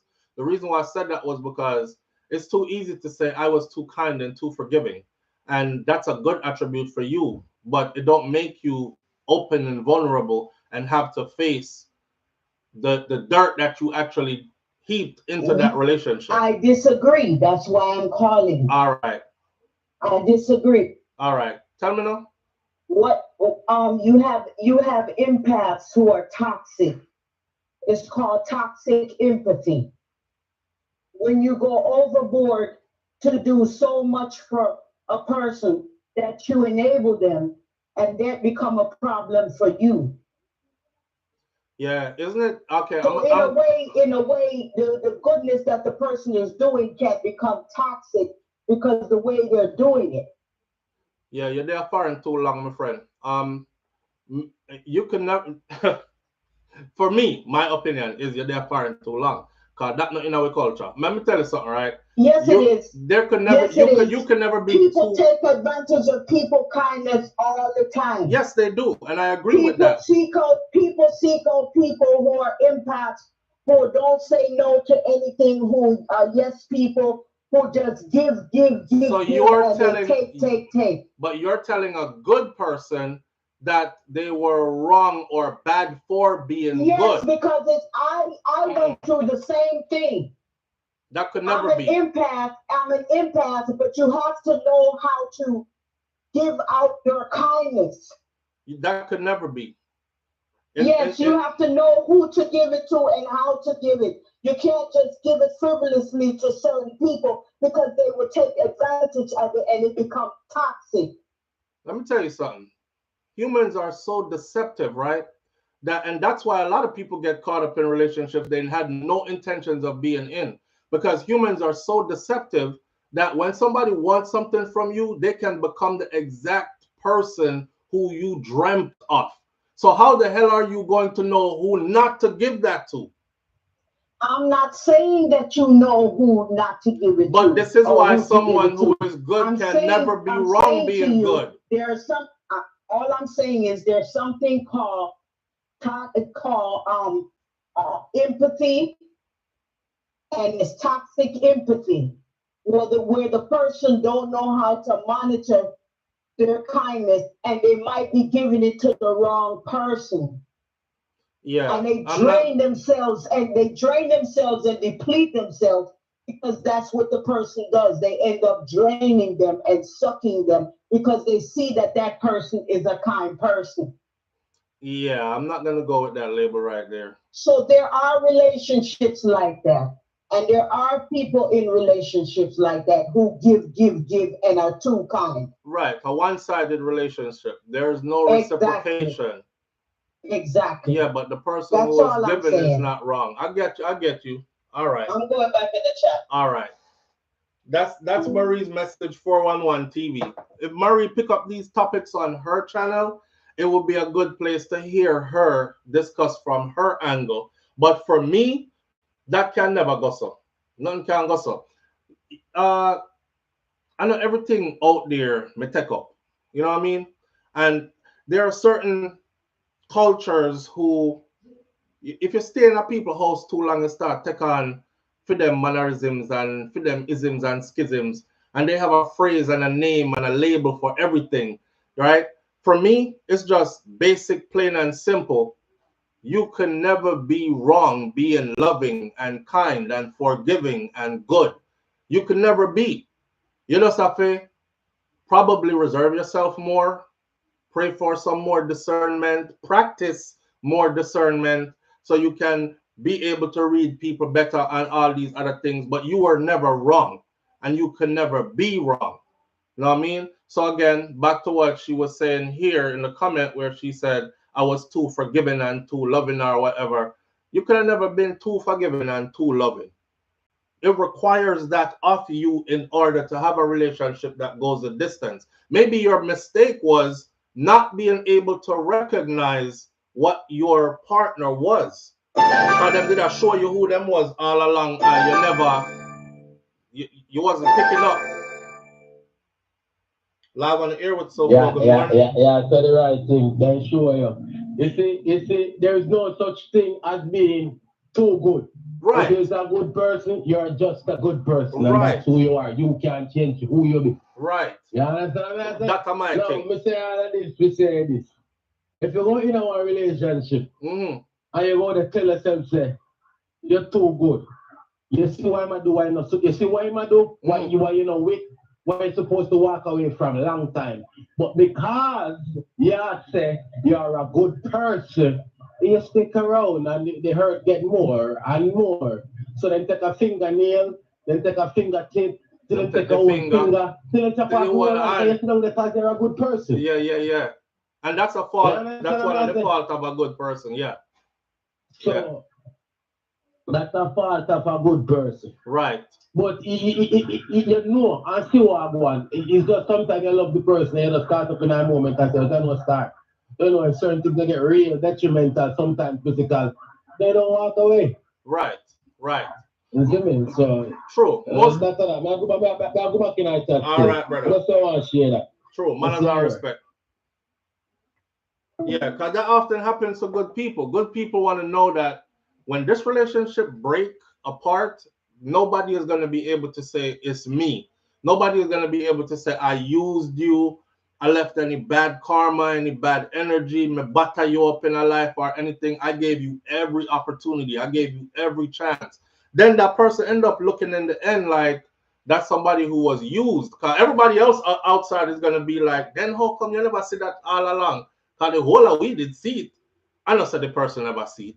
I said the person, so giving this person a chance because them love you so much. You know what I mean? People love like that. And me don't want nobody who is good feel like said there's anything bad about being good. Even when you are overly good. You know? You can never be too much of a good. So, not giving you all is being fake too.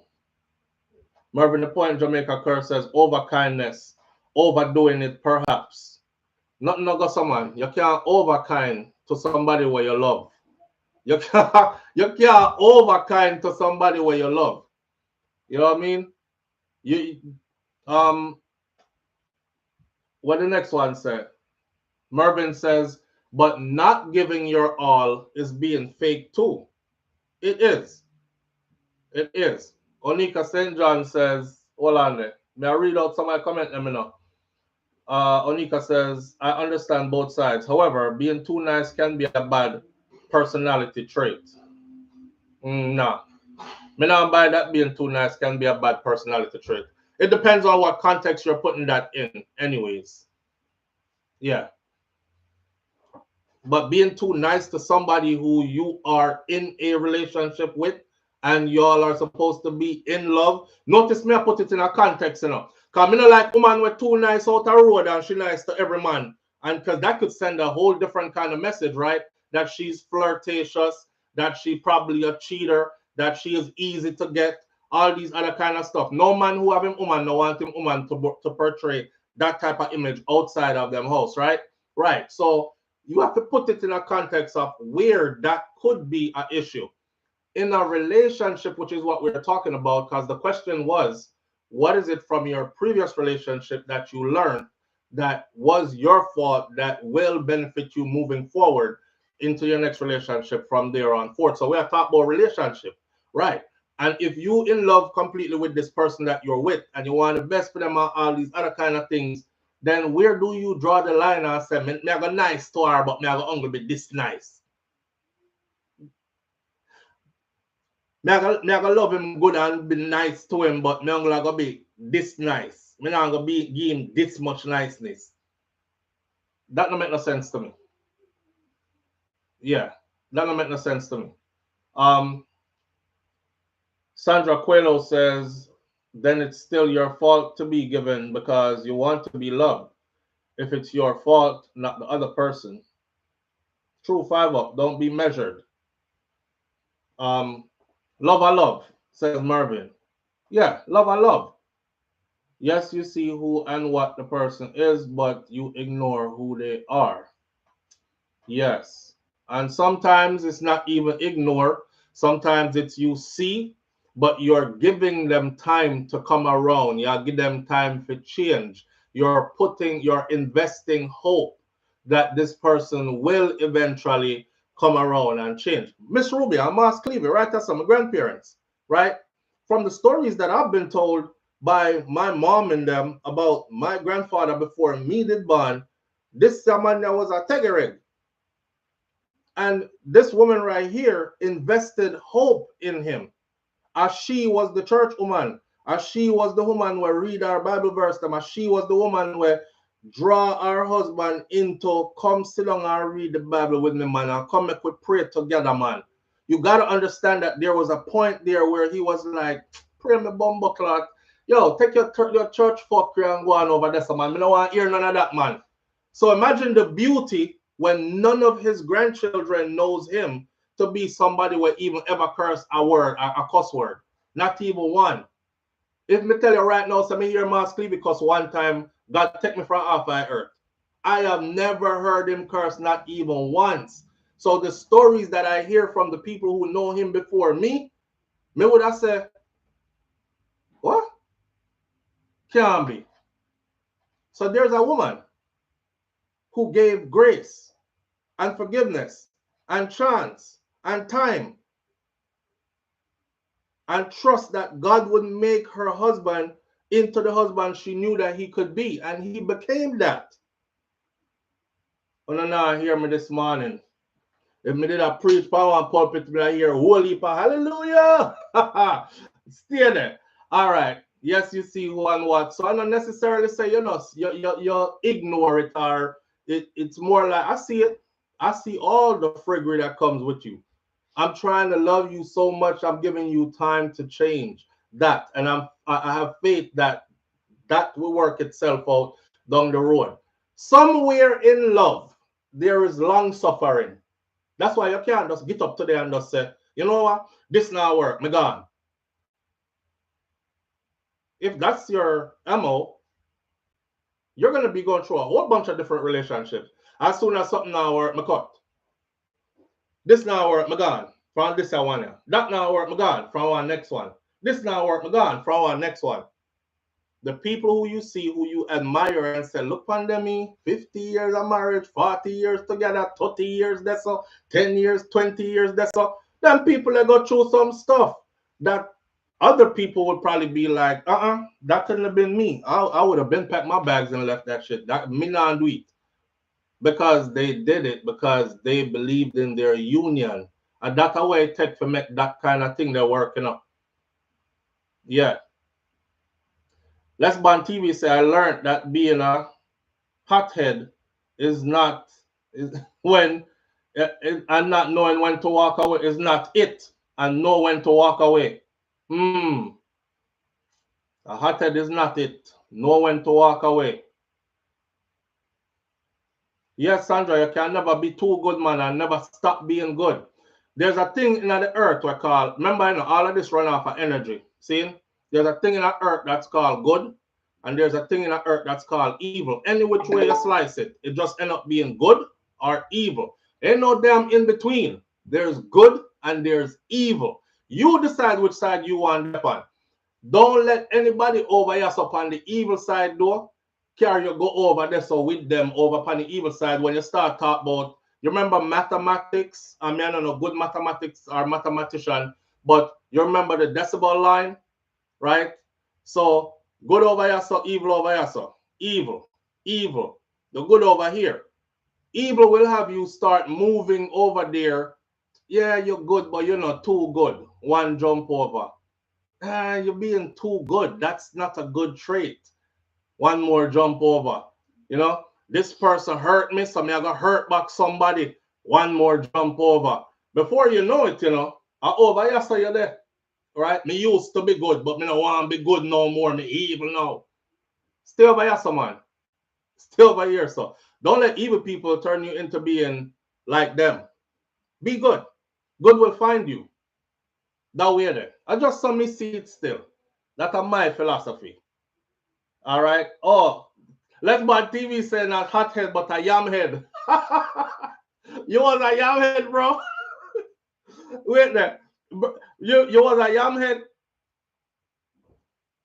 Mel says my dad was a gallus that became a one burner man when he met my mom. And today he's 91. That man never cuss and him attend church. And my mom changed him. You change for that one person. Absolutely. You will make better of yourself for that one person, the person where you see your longevity with. When you hear people that talk about, me not change nothing about me for you. That's not somebody who you are there with. Them not change nothing about them for you, because you are not the person. Everybody change for the person who they see like, yo, I don't ever want to let this person go. You know what I mean? If them hold you that dear, they will make the necessary changes to keep you near. Live on the air with SouFLo. Good morning. SouFLo. Yeah, bro. You was a yaman, bro. Nah, good, yeah, man. You know? good, yeah, man. I chill out and people come from here. Yo, holy fire, bro. You was one of them upstanding yam hill. Bro, good, yeah, man. Yo. It's the best. Yeah, man, you see all the red and see all white. Yeah, man. Not tell them about you when I have one of them one day where look good. And then just know how to deal with it, and then you make yourself just know that's why I don't know if I'm going. Just twist up your mentality. But that's why I don't know if I'm going. Yam me out. I'm straight, Mr. But yeah, we get me awake, you know? Yeah. Get me awake, man. Yo, bro. Such is life, you know what I mean? Wait, on the part where you say actually your people that come from. But they are trying the other day and I drive through and say, blood fire ko yam. Cholani is known for yam. Big yam road. Yeah, we have whole heap of yam up a Clarendon there too, but me don't know say I saw Cholani stay with the yam, brother. A whole heap of yam. Yeah, man, Cholani no place around the Albert Town. Yeah. Yeah, man. Yam for days, boy. Yam for days, man. Yeah. But yeah, man, you have to know when for not today I am, man. You know what I mean? I true, boy. When you see the thing, you have to just call it what it is. You know what I mean? Yeah. You can't make your feelings and some little, you know, bad style and some little thing. You know what I mean? Yeah. Cloud the judgment. I true, man. You know? Yeah. So we have to just walk them around this much. And that's in a better out there, you know what I mean? Real talk, my G. Real talk. Man, I can't tell you this stuff. You see, one feel. Now I can't please you everywhere in my bedroom. You can't tell her that, you know. The one where I got the feel. If I got you into, you want to have a fear, you have to probably have to go teach them to do that.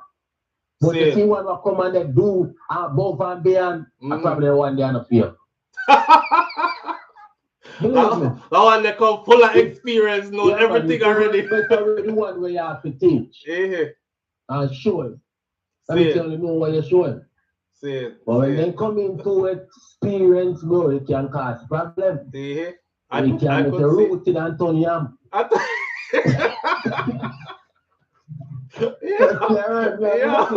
right, bro.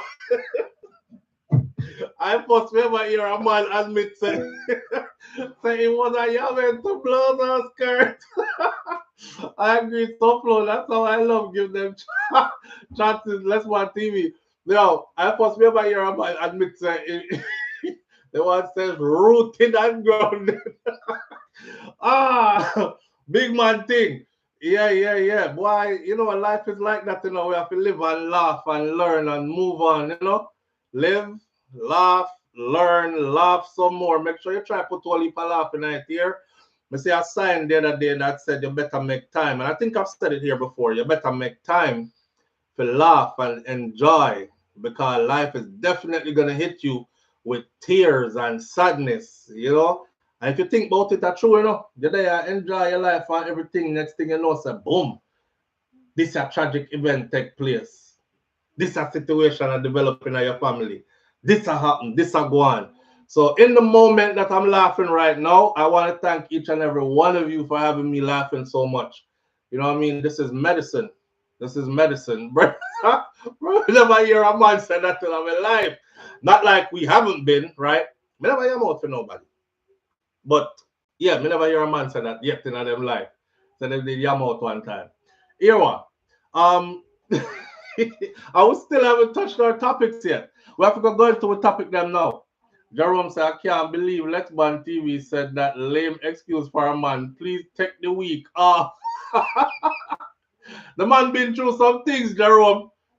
He been through some things. Yahweh, I say, you never yam out yet. You never yam out yet. You never get the one that will make you just go up the walls and go on beside yourself.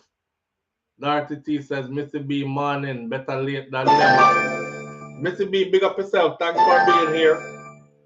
Live on the air with SouFLo. Good morning. SouFLo. Yeah, bro. Bro. Anyway, so I want them in that chat. But I'm telling you something.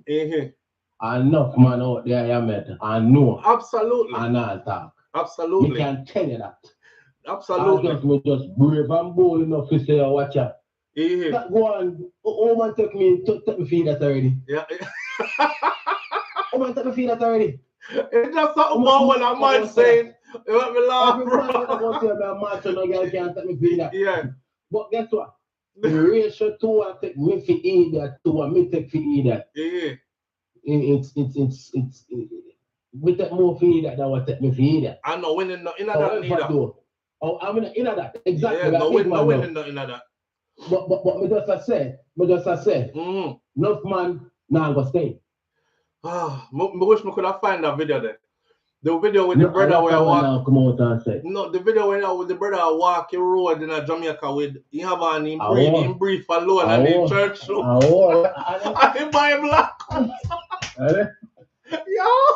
Yo, never drive side eye, bro. I think I had it. Yo, listen me, man. Blows out shirt. We can talk about that. That's why. You know, say I'm more madman than madman. I believe. That's why I was madman out there. I want to put them in the couldn't go crazy. Me talk, but I'm going to go crazy. La Wally, you go mad. Yeah, we laugh about it. Yeah. Yeah. But I want what? Yeah. My God. All right, bro. Hey, Gerald, the man said, only did you Wally too much and that's how I'm mad out. He said, nah, Wally thing, I talk about it. That's how we can laugh and get past it. See? Yeah, I wish we could have found the video. I said the brother having Bible and the arm enough. And he might go up road, he's sweating and rotted. See ya? And him just a walk and he keep on a talk. He just a keep on a say the woman name. I forget touch the name. Like him a say, Sharika. Sharika, oh God. Oh, you do this to me. And many the people them in the car did a video him. You hear them. Them a say, yo. Like them a say, no Marcus this. And then pull upside down. Them a say, bro, what? Live on the air with SouFLo. Good morning. Live on the air, SouFLo. Yeah, fam. Talk to you. SouFLo, sometimes you want to be understand like a man behave like a woman more running. Right. Because something everything happen. Yeah. Man and woman left and woman can't get back man. But the man can't live on a woman. Because when the woman done with him, nothing left in him. Wait, say that again. Man and woman dead. And when the woman left him, he can't get back another woman because nothing left in him. Rotten. The woman can't get a schoolboy if you want. Same. Mr. Man, woman we have all 1 3 closet of clothes. And I'm gonna buy 2 pants. Done. Rinse 2 out. pants, 1 shoe. Rinse out. And a Bible on thy arm. Rinse out. Yeah. Yo. Man buy woman brand new vehicle. And vehicle walk and work them 3-4 times a day. Yeah, bro. I true that thought, man. I true. Brother, it is okay to love your partner. Yeah. But that automatically you love someone more yourself. Boy. I don't know. When them things that happen, sometimes people not plan, you know. Cause you know, always see what the next person are planning, you know. Yeah, so you did a plan and invest. And that catch all heap of man. Them not see what the next somebody a plan. Them a plan a exit. Them a plan a come up. You are a stepping stone. But you feel like you are invest. So you say, let me make sure say PR car better than mine. So when people see her out the road, she represents me, and you know, my woman always look good, and you know, I say all these are the kind of things that you end up to take care of she more than you take care of yourself. Not true? Me can't go around look any which way me want look. Why she look good and then same thing there. Remember the man where remember the man remember the man where fix up the girl teeth where people always did a laugh about her teeth them, and people did a laugh about femme teeth too. And he get money and fix up her teeth and never fix up femme, and she left him for one brother will have pretty teeth. And she have the nerve to make video talk about how she just couldn't stand the sight of him mouth no more. And the man fix up her mouth and make she look attractive enough to get a man will have pretty teeth. Earth wicked man. So bro. Yeah. Sometimes be honest and even wrong this woman sometimes, you know. Because you have yourself. Yeah. Supposed to can look into yourself too, you know. Listen. Let me tell you something, man. Woman have one term say, I him a therapy man, so he must look good. I want him to tell a woman, say, you know, yeah, man, leave that to me will tell you off. So it's a therapy. Yeah. Me tell you off then. Yeah. You're going to be the good looking man, we carry her off. Yeah, man, maybe the good looking man and dress up and make you off, man. Yeah. People say, where this good looking man do this a woman here? Yeah, man. Yo, you know what to do we around, bro. She just no, man. Never say, what you doing now? Me don't carry off. Yeah. Oh, man.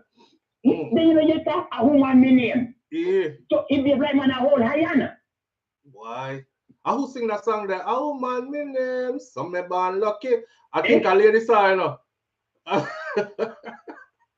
Hey. The man say when woman done with him, you don't have nothing, but when time man done with woman, she can't go get who she want after.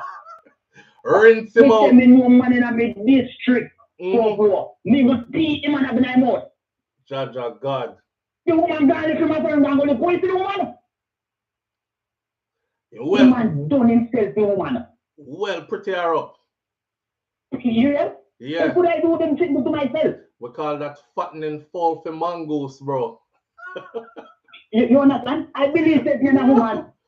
I believe that you're a woman separate. And if you can't get a man in, you're supposed to get a woman, are you playing? You're not supposed to have struggle. Somebody said, ask you if you have a woman right now. Woman right now? Me live out a woman of a lifetime. Wait there. You don't have no one woman where you jam with right now where you're just faithful to and just you and she are going and build life. Look here, SouFLo, listen up. Alright, hear this good. Mr. Widow, you know. So let me tell this to you. Let me tell you something simple something on my rate no white for past us, you know. Alright. Listen good. Say it. I can't have live. And there is so many times people ask me, Robert, can I put in a woman in your house? Me say you think a woman wants the house? Ask somebody with character in the house, you know. I don't want a woman just want the house, you know. Say it. You understand? Say it. So, well, yes, why to set the bar high? Why to set the bar high, SouFLo? See it, sir. Look here, let me show you something with wifey. Look, wifey knows me love her press platinum, you know.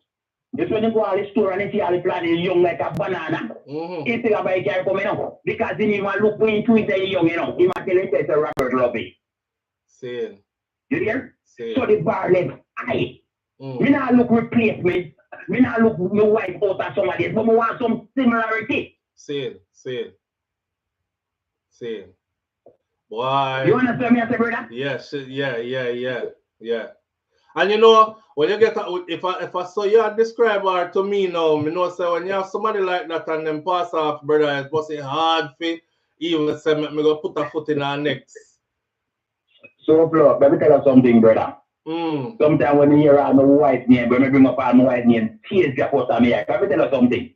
Let me give you this, Jack. Canada, I come here to meet my wife, you know, run off a farmer and meet my wife, you know. You see, when 90% of every man face at Canada, I don't face a bit of it. Same. When me I send money to Jamaica, I go give, flip it in them. My wife I say, Robert, put more money for the papi. That don't be hard. Well, another man have been high, pretend money. Same. You hear? Same. Full barrel all and sit there for my wife, no hope. Them be something there. We full barrel go send go give it and win in that Jamaica. And them, they are not fear picking them. I don't know, feel pick them. Yeah. Me live at Toronto. I'm a liar there downtown. When they used to go be the liar down there. When I serve my wife, because my wife go up and I know you money. When I serve my wife, it come like I'm a parent me I travel with because I know the place. Same. You hear? Same. So me I try to tell the quality people. Understood. Understood. So let me tell you how me know foreign situation. You see how two foreign ass? I will not quick to take in a man to help with the bills, you know. Or a man vice versa, same thing I want. You want help with the bills, you know. Me no work so much. Me rather my bills kill me. More than the wrong person at the home. Well, so you went down there and fight bills by yourself before you bring in the wrong bills by somebody. myself, one the wrong person at the home. Yeah, cause peace of mind, brother. You understand? Yeah, because me I'm 16 years old. Me don't get look man to myself, you know. Remember me I'm 16 years old. When me want to see me fit like a team. Same. You understand? Same. Yeah. Manners and respect for the reason. Manners and respect, brother. Manners. All right, now. Why? I saw you going when you get one of them irreplaceable one day is me not have none of the drop out and me hope I don't, but yeah. Can't get one to make you don't want to look nowhere else. Man walk around so. Me love that. Yeah, Audrey, me love that. Yeah. I was expecting him to say something else and crack some joke off it, but right there. Here one. We're gonna shift topic now, you know. We have a lot to talk about still. Let me see, it's 10:08. I wanted to be done by 11. And we have quite a few topics here to go through. So let me run through some of them topics here, and wherever we stick, that's how we stick and talk until 11, right? So we're gonna go till 11. As you all know, Sean Kingston is about to be sentenced. I think tomorrow is his sentencing. Sean Kingston is about to be sentenced to some prison time, right? We learned yesterday that he had filed a motion through his attorneys with the judge, and you know, social media run with it. People are saying him file a motion for omit certain things and to seal the record until it says until after he is passed and gone, basically. And the judge agreed to do it. So a lot of us won't be finding out what kind of deals were made behind the scenes, what kind of details were involved in anything else we have to do with Sean Kingston, because the judge, unless they unseal it in years to come, but the judge agreed to seal it for not longer than the remainder of his life. See? Boy, Karen said, every time I talk about my husband, I cry. Even when my parents talk about him, they cry. My brother still don't talk about him because he was that good of a man, right? Damn. Yeah, man. But here what, before we reach in Sean Kingston something, we make good people know say them mean that to way before them leave Earth. Because here what I see happen a lot is people give a lot of thanks and praises about you, after you're gone. And a lot of the time, them are the same people them we used to give you hell when you were alive. You know what I mean? Them wouldn't give you flowers in your lifetime. Them would have never tell you how good you were, how valuable you are, how great you are in your lifetime. But you see, when you're dead, that's when you hear how great you were. When them realize that you are no longer around and you are actually irreplaceable. See, some people have to leave in order for people to realize that they're irreplaceable. The world we living in today got everybody thinking that everybody is replaceable. You know, I got my phone right now. I could just slide into 1,000 DMs. Me know I'm going to catch 2 or 3 of them. You're replaceable.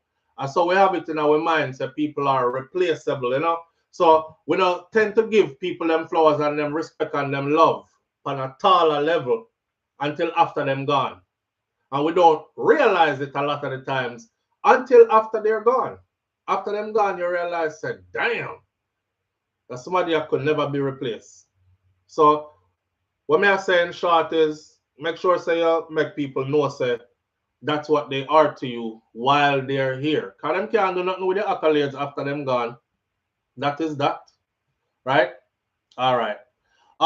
Sean Kingston, here's what the motion that was filed is about. We talked about him yesterday. Talk a little bit about him today. The motion that was filed was Sean Kingston was begging the judge, actually. Right? Sean Kingston is begging the judge to have him. Sean Kingston is begging the judge in his federal wire fraud case for some home cooking. It's what it says. As in, the singer is asking the judge to please have him serve his prison sentence from home. Put him on home confinement. Sean Kingston and his attorney, they filed documents on Tuesday. This is what the documents were about, asking the courts to give him 2 to 2.5 years when he is sentenced at a max. Me see mother asks for, mother asks for 2 and get 5. He asks for 2 to 2.5. I don't know if they're gonna give him 5 like his mom. But Sean Kingston and his attorneys filed the documents on Tuesday asking the courts, the judge, to give him 2 to 2.5 years when he is sentenced on Friday. But he wants to do those 2 to 2.5 years locked up in the house. They acknowledge me not think that gonna happen at all. That's just wishful thinking. And you know, if my attorney suggested that to me, I would hope he wasn't sitting anywhere on either side of me. Come probably would have to like elbow him in him. You know damn well the judge is not giving him 2.5 years locked up in a no house. Then again, no, it might work. Sean Kingston's homie, who the president just gave a presidential pardon. Some of you might not know him. NBA young boy. NBA young boy just got a presidential pardon from Donald Trump. Go look up NBA young boy and Sean Kingston. Just Google it. They actually have a song out together that was put out in recent times, and the song is really good. NBA young boy was actually given home confinement, and he was locked up in his house for years. And him did go crazy in the house until the man go out the road, go to friggery. And I don't know if you ever seen somebody lock up in a mansion to where you just don't want to be in the mansion no more. You're yearning to be around people. So him go do stuff and end up, them take him out of the mansion, carry him go to prison. And then recently, whatever happened in his case, he ended up doing some time and come back out and then put him back on home confinement again. And then that is now resolved. So he doesn't have home confinement anymore. I was telling you all about him earlier. One of the first thing he did after he got pardoned was, because that means I'm free up, right? He can travel, he can do all that. And the first thing he did was take his wife and his kids to Jamaica. That was Sean Kingston's brethren. So we out here are saying it's not gonna work, but now that I think about it, it might work. It might work. The judge might decide to lock him in the house for 2 years, if that's gonna be his sentence. They acknowledge official guidelines call for a sentence of 5 to 6 years. That's what the prosecution guideline is to the judge. Their suggestion is that Sean Kingston should be sentenced to 5 to 6 years. But they're hoping for a discount due to the fact that Sean has never done time before and that he has done a whole bunch of good deeds throughout the community. There are lots of pictures of him now out here. According to the documents, it says Sean Kingston actually organized toy drives. He fed the unhoused, homeless people, and he gathered clothing for needy people. They included several photos of him performing these charitable works. As his lawyer put it, he did not just throw money at the problem. Like, here is a check, take care of that. He actually was out there in the streets, in person, in shelters, out there actively. He said he rolled his sleeves up and he served countless dinners to those who were in need. As for why he should be allowed to serve his time in home confinement, Sean Kingston's attorney said that it will only benefit the victims. He's been out on bond, but under house arrest since April, and his attorney says that he's been working really hard on his music in his home studio, and he's trying his best to make money so that he can pay the people back restitution. In the documents, he says Sean is determined to make money to pay restitution to all his victims. Some of his victims, he has already paid them off back completely and settled with them already. They've also filed, so if he goes to prison, that's going to put that on hold. It might tarnish him to the point where he's not able to make that type of money to pay restitution. So all in all, this would benefit the victims, is how his attorneys are. I see it. I see it. I see it now. They've also filed several character letters that were written in support of Sean. One of them was written by his sister, Kanema Morris. I'm thinking that better not be the sister who them say is wanted on the run for theft, and the judge then thinks that she's in Jamaica somewhere or something like that. You know, people be having their stuff sorted out behind the scenes and you don't know. So Minawa Kanema be like, that's not even me. That's our other sister. I don't know how much sister I have. I don't know if it's she. And if it is she, I don't even know if the story before. I saw the documents about the theft and her arrest and all that. I know that those are real. But I don't know if that's already sorted out and she good. So she'll write a character letter. But if you've had run-ins with the law like that, I wouldn't want to write a character letter for me, because they might look at yours and say, oh, it's a family thing. You're just writing this to get your thieving ass brother off because you a damn thief too, and your mama is too. So that might not stand up so good in a court, you know? Well, another one was written by a grocery store clerk. Another one was written by a delivery guy. And they got a bunch of them that are written by different people trying to, remember, tomorrow, you know, them are sentence him tomorrow. So the sole person, actually, I think it's the 16th or the 15th. We talked about it yesterday. The date slipped me. The sole person in the music industry. Now, Sean Kingston has been in the music industry for years. You would think that there were a lot of people in the music industry who were willing to come to his aid, willing to say, you know, Your Honor, I've known him since he was 15, you know, when he did Beautiful Girl. And I've known him since he was 14 till now. Sean is a really good person. He's a giving person. He's this, he's that. Nobody.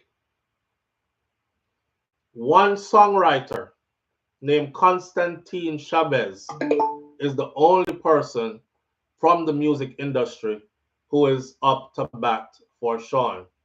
Well, we just saw P. Diddy on trial, and honestly, the industry disappeared on him. The only person that stood up for P. Diddy was Kanye West. That's it. Nobody else was willing to stick their neck out for him. You know what I mean? She might need to write one for herself, Audrey. Yeah. It's the 15th. Thank you, Nans. I was actually trying to look it up right now. So it's the 15th. So his sentencing is very close. They might try to pull off a last minute reprieve, you know? So as we reported prior, Sean and his mom, Janice Turner, they were convicted of a wire fraud, 4 counts, each count carrying 20 years back in March. Janice had already been sentenced to 5 years and in a federal prison, and she is serving her time, but her son, Sean, is hoping that the judge gives him a much better deal. For one, Janice got 5, so I know that Sean is not going to get more than 5 because Janice is a prior offender already. And because she's the mother in the situation and she's seen as by the judge as someone who played a major part in this, even possibly the ringleader of this, and dragged her son into it as well. So Sean is asking to do his time from home. Honestly, I'm going to say it like this. I hope that's what he gets. I really hope that's what he gets. Now, I would say I hope that's what he gets, but I hope he uses that to the best of his advantage. Like really hone in,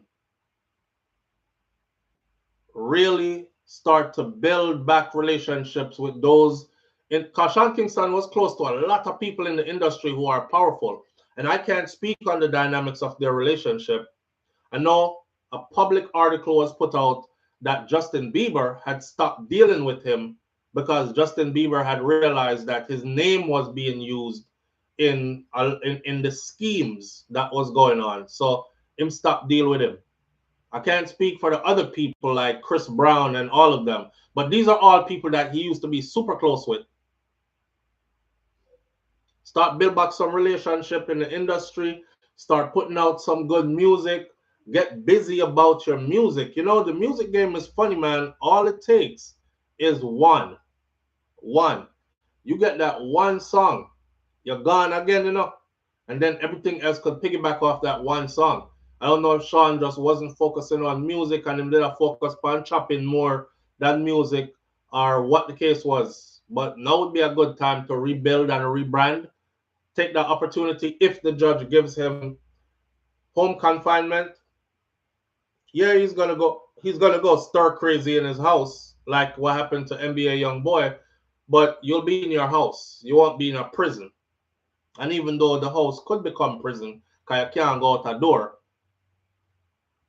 it still would be better than being in an actual prison. You know what I mean? Like I said before, the man never molest nobody picnic. He never raped nobody, and he never killed nobody. So I don't want them chop him up and dash him away. You know? If them lock him in the house for 2 years and then he's able to be beneficial to the victims. Because if you really care about this case, you have to care about the victim then. I know somebody's going to say, SouFlo, if it was your stuff that he took, if I my stuff him did take, me want him pay me back feet. Me don't want him go to prison because prison can't help me. Because when him come out of prison, he can't go be able to pay me back. So I want him pay me back. So if it's going to put him in a position to be able to pay me back, then do that. Do that. Put him in the house, make him work and make music and put out music and collaborate with people and do all them something there and send me money come give me for all of the troubles that he has caused me. So that's what I'm wishing for Sean. And that him I wish for himself, and that me I wish for him too. Come the 15th, we'll be here to let you know what happened. Junior Copeland says, I wear the mule tail this. Sean Fino say, Puss and dog no have the same luck. Me sure him know that, bro. But the friend of his that got the presidential pardon was somebody who is way wilder than Sean Kingston is. Way wilder. Big guns out wilder. And he managed to secure a presidential pardon, which means his slate is wiped completely clean. And him get a fresh new start in a life. So anything is possible. You know what I mean? If good is out there, me I wish good for my people them. If it out there for wish for you, me I wish it for you. I hope that can get. So we'll see on the 15th what happens next with Sean Kingston. Moving right along. Let me take out my pen so I can mark down the list because time is of the essence. Bloodfire, 10:25 already. All right. Don't spend too long on one topic. Get the Sean Kingston off of the list. The U.S. State Department is warning about Jamaica, which I find to be very funny because they just big up Andrew Holness on his efforts to lower the murder rate and cut violent crimes by 40-something%, almost 50%. And I thought, damn, Donald Trump is bigging up Andrew Holness. I must say that's who him want in a power down there. We don't know how the politics go already, you know. But that was my comment at the time. But wake up this morning, I said this new travel advisory. I said them people here backstabbing you, man. So the U.S. Department warns tourists about crime and safety in Jamaica. Do you dream of having a beach and tropical atmosphere during your next vacation?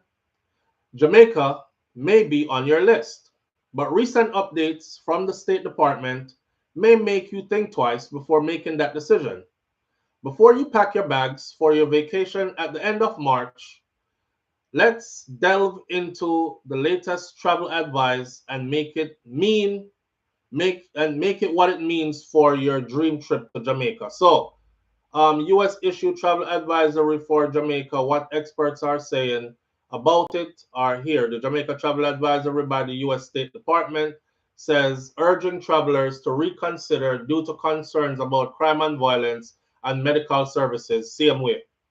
The consulting report depicts a rather grim picture, emphasizing that violent crimes such as burglary, armed robbery, and sexual assaults, and even murder are commonplace in Jamaica still, and that it even pointed out that sexual assault frequently occurs, including in all-inclusive resorts, which is particularly concerning for tourists who are seeking carefree vacation.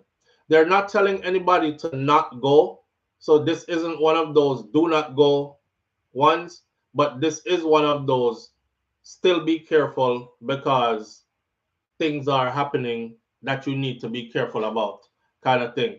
Stay within the walls of stay within the walls, go and have fun, but stay with, I can't be that. Them cannot tell you stay within the walls, because them also I tell the people them say sexual assault is common even within all-inclusive resorts areas. We're going to run past the one there real quick, right? Because we don't want to dwell upon the negative. I will say this. Jamaica is like anywhere else. If you're not Jamaican and you're going to Jamaica and you don't know the place, treat it like how you treat everywhere else that you go and you don't know the place. Worse if you're in a foreign country and you don't know the place. Treat it like how you would treat anywhere else, which means be extra cautious, do your homework. There are certain places we call no-fly zones, badman corner, gunman area. That means that you shouldn't go there because we as Jamaicans who don't know nobody up there don't go there either, right? Do your homework. Find out where you shouldn't go and just don't go. For the most part, most places in Jamaica, you can go. Jamaicans are friendly even in a gunman area. Me never hear no tourists go in the place them where we call scary and gunman area and them don't make it back out. Matter of fact, they go in there and have fun and they make it back out laughing and saying, is this where they were telling us that we shouldn't be going? Oh my God, I can't wait to come back. So treat Jamaica like how you treat anywhere else. An air of caution, but go to have fun. And this is for foreigners and for those who haven't been back in a while. For those of us who go constantly, these kind of reports can't stop us from going. We'll be right back there again. Every time I read through one of these, I guarantee you somebody is booking a ticket as we speak, right? But for those of you who these kind of things scare off, as a Jamaican, I'm telling you, don't let this scare you. Buy your ticket, go, plan properly, have fun, and it'll be one for your memories. And I guarantee you, you'll probably be back again too. All right? That is that. We're not dwell upon that. Something pretty interesting is happening out here. The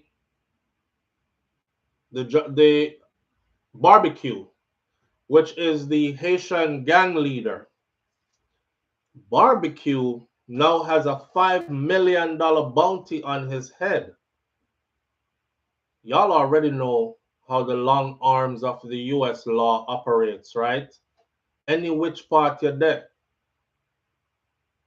The last time me know so them go far, there was a couple of guys who did a big scam scheme and they ran to some part in Africa where the people them wear grass skirts and them speak with the that. I did that video and a woman cussed me. She said, SouFlo, I'm so disappointed in you. Somebody like you who has traveled, who I thought was so educated, you try to act like the entire continent of Africa wears grass skirts and go. So, based on that, let me clarify. I am well aware that that's not the entire continent of Africa.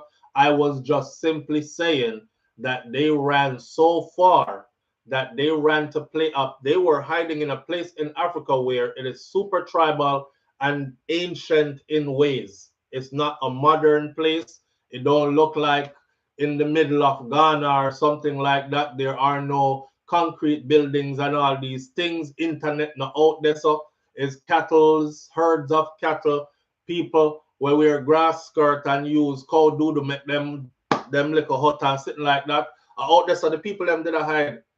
And the US law tracked these guys and found them and brought them back to the United States of America, right? Haitian gang leader, Barbecue, is now indicted for conspiracy to violate US sanctions. I was wondering what was taking them so long. I really was wondering what was taking them so long. The reason why I was wondering what was taking them so long because Barbecue isn't just a regular gangster. Man will pick up a gun and run a faction with a group of man around here so we'll lock off the place. He's not that. He considers himself to be a political leader. He is fighting for stakes in politics in Haiti. He wants to be Haiti's next leader. He has formed a political party. The political party he formed by unifying all of the gang them in Port-au-Prince. So, when you are able to unify all the gangs in Port-au-Prince and move upon one, I was like, they coming for you, man. They coming for you because you no longer a disruption to what them want you to disrupt. You're gone upon your own something now, which is not beneficial to them. He also had put out notification that any help that is sent to Haiti from the United States of America and from any other place, they will be treated as hostile and they will be fired upon. I don't know if y'all know it. If you saw my last video, the plane, it was American airline plane touched down in Haiti and them shoot up the plane and the plane take off and come back to the US. And then the US said, close the airport down. No planes go from the United States of America to Haiti. That's why I was wondering if they have removed TPS for 500,000 Haitians in the US, that means deportation is next because they won't have a reason to be here legally. They're fair game now for ICE. But how are they going to deport them if they can't fly into Haiti? Or are they planning to use US military planes, fly the Haitians into Haiti, drop them off, and fly back out? This is not going to look good because they have told the world that this part of Haiti is super not safe. They've given notice to everybody who is linked to the United States to get out of there. They've also told people that if you make your way in there, it won't be through the US because we don't have any flights going. But if you say, for instance, go into Dominican Republic, make your way over into Haiti, for whatever reason, plan your funeral before you go. Make sure you take out a life insurance policy. Make sure you set your family up. This was in the US warnings for Haiti. It was because of this guy, Barbecue. Now, the stigma out there about barbecue is that in roast man. You know, like when them put the pig them on the skew and roast the pig over the fire and it just a turn so. Them said that's what he does with his victims. But he told a story and said that's a lie. That's made up. He's been called barbecue from he was a little kid because his mother used to have a cook shop and she used to sell barbecue chicken and him always used to eat the barbecue chicken, so them call him barbecue. So it don't have nothing to do with him killing people and barbecuing them or anything like that. But the US has now put a $5 million bounty on his head. That means mercenaries are heading into Haiti to get him. This is where we talk about a different level of military operation, my friend. Yeah, this is where the four-man team them roll out and casualties of war happen and they extract the target and come back and collect $5 million. $5 million is a lot of money. That's life-changing money. Mercenaries are going for him. Remember, I know they have a training camp in Dominican Republic for mercenaries. These mercenaries train there and then they are doled out to the rest of the world. Leading nations around the world go there to hire mercenaries. Some of the best come from there. And a lot of them are Americans that go there for that training. So you think they're not going over there into Haiti go looking for barbecue? Live on the air with SouFLo. Good morning. Hi, SouFLo. Good morning. Morning, family. How you doing? I'm all right. I wish partner just get barbecue. Yeah, barbecue thing with that one. Okay, all right. That's SouFLo. Yeah. That's $5 million, you see? Mm-hmm. How much equivalent in Haitian money? I don't know. Uncountable. A whole heap of all money. Right. Then I plan use the money they have build Haiti. That's not what they want to do. You know the agenda already, my friend. Jesus have mercy. Yeah, that's another plan. No. The plan is to get him. Yes, man. Them will get him easy enough. Him look like somebody that wants to stabilize a region where them no want to stabilize right now. You have to read between the lines, you know the thing already. Yeah. Yeah. So that $5 million there, just know say the bounty hunters are out. Just know say the mercenaries are out. Just know say the militias are out. The hunters are out. Yeah, man. Them a go feed, man. So SouFLo, the operation started already? What do you mean if it start already? From them announced that figure film? Yeah. Then I must from that announcement upon the road. All right, by now on Friday, what you are going on? Next week Friday, me have them a week. Let me go catch you. Yeah, that may I settle. That Yeah. may I settle. All right. All right, manners.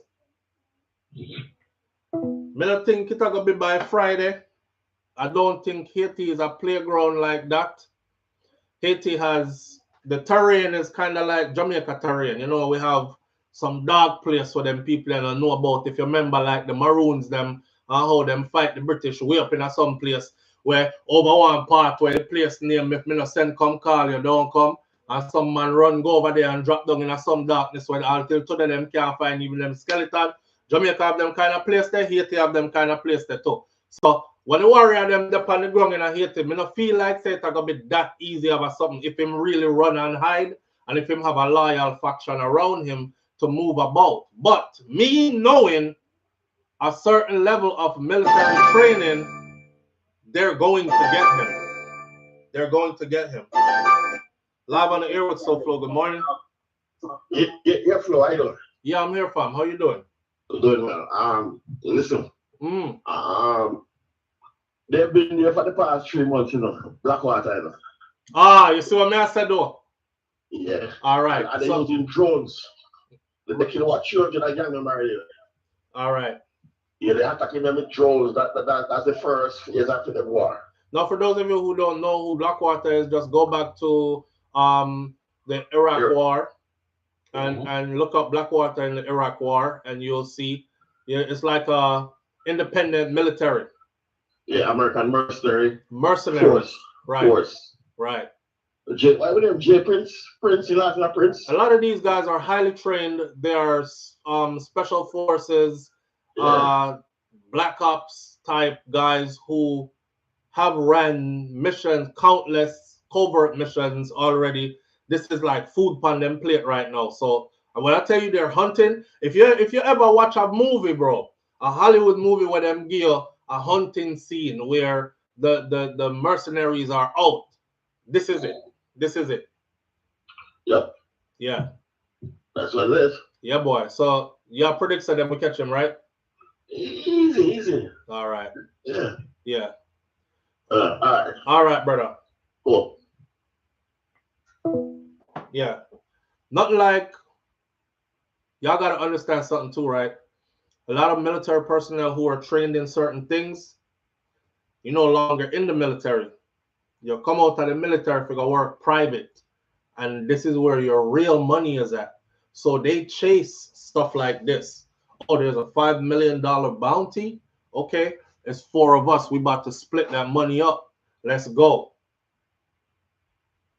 And they go. And they get it. And they split that money up. So this is what's been said. And I'm going to give you this information straight from, this is what the government of the U.S. has printed on their official site. An incident was unsealed. Hold on there.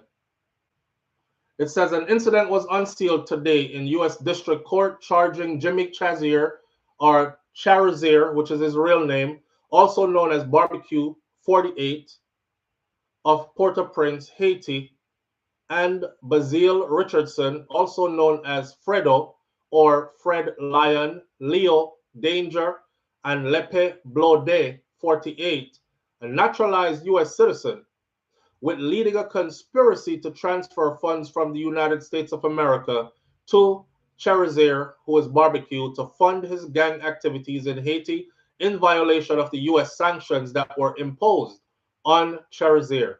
Charizier is Barbecue, is a fugitive believed to be in Haiti. Richardson was arrested on July 23rd in Pasadena, Texas, and is expected to make his initial court appearance today in the District of Columbia.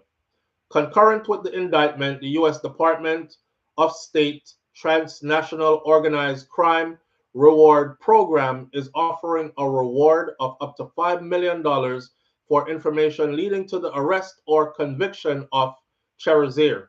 If you have any information, please call the FBI at 1-800-CALL-FBI or go online and at www.tips.fbi.gov.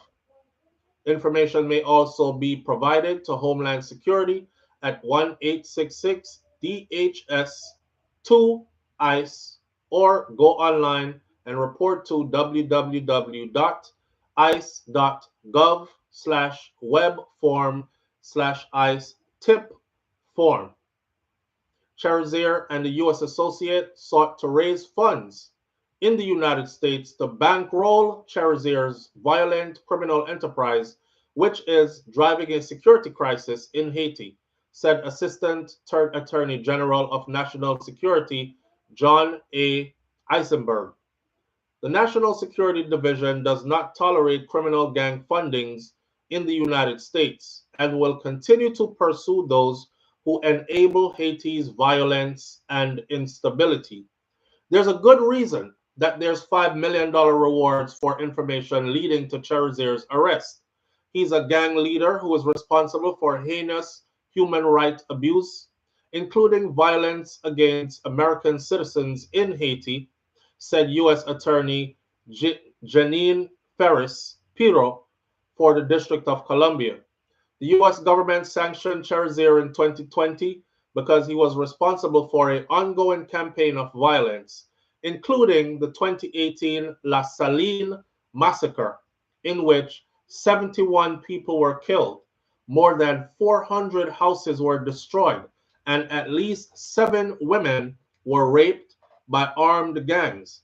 The U.S. Attorney Office is committed to apprehending Cherizier, who is Barbecue, and bringing him to justice, along with the individuals like defendant Richardson, who has sent money and other supports to Cherizier from the United States of America in violation of U.S. sanctions. Our office is committed to keeping America and Americans safe anywhere in the world, and the gang violence that has ravaged Haiti must come to an end.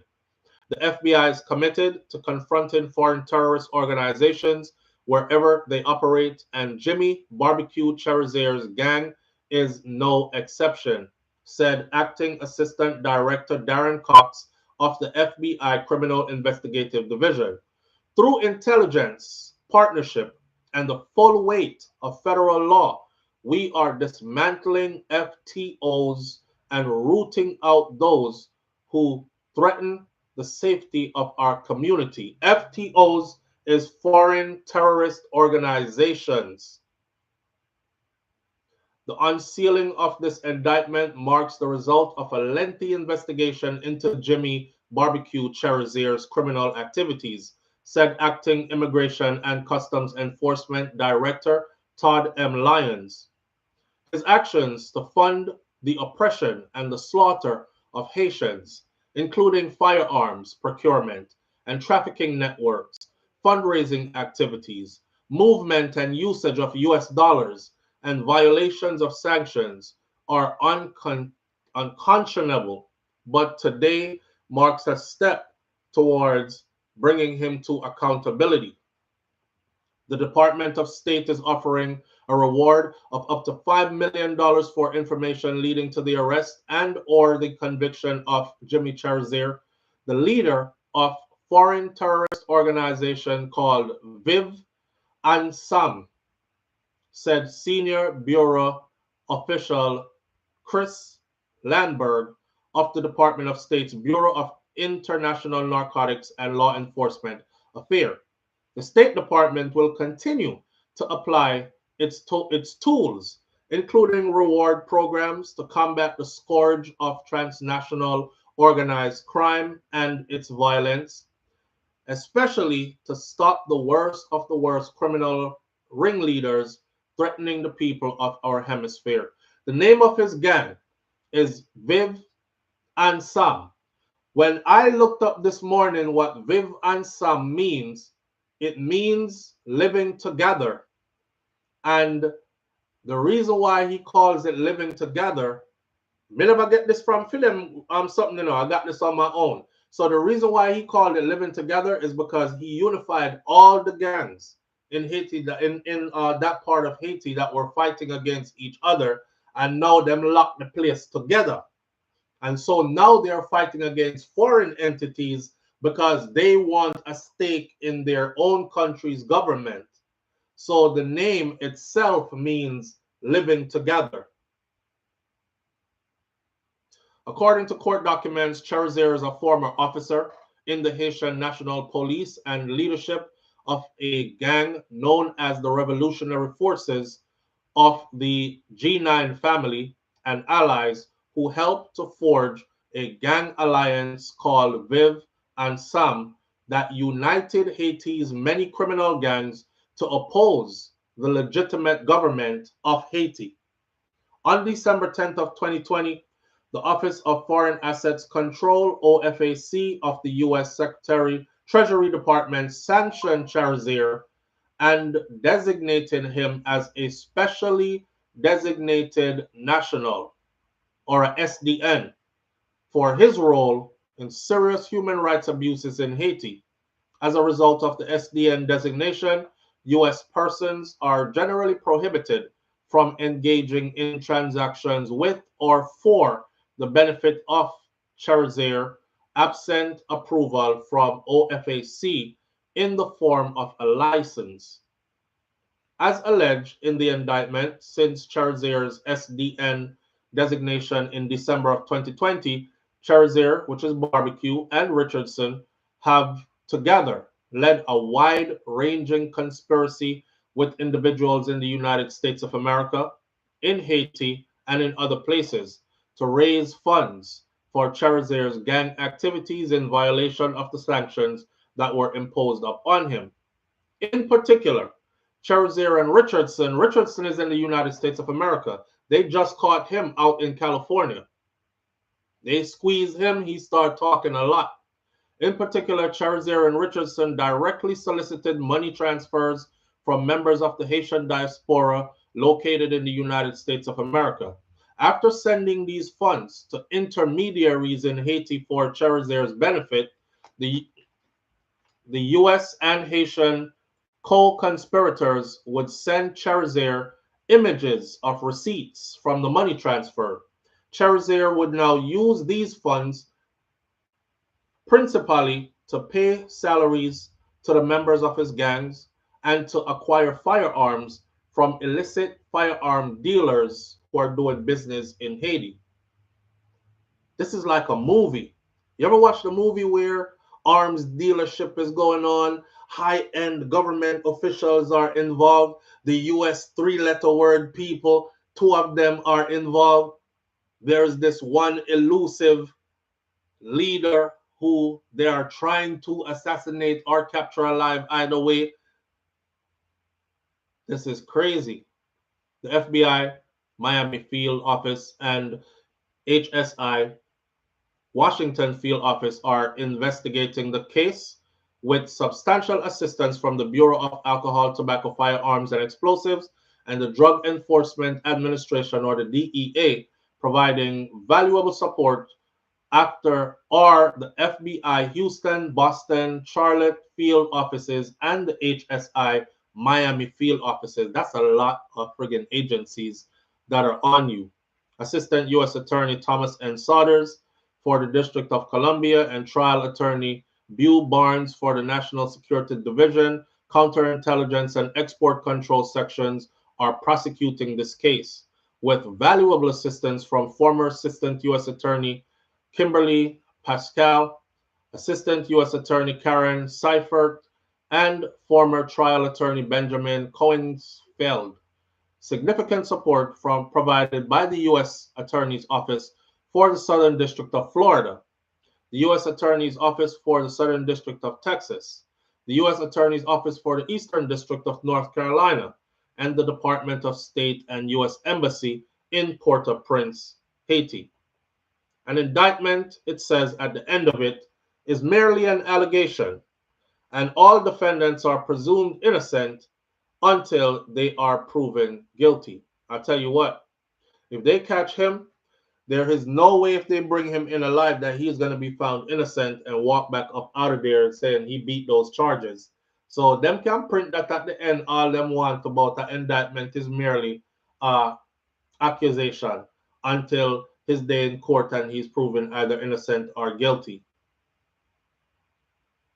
Karen Notice says they don't want him alive and they know it. So a person like him now, he should be running around counting his days.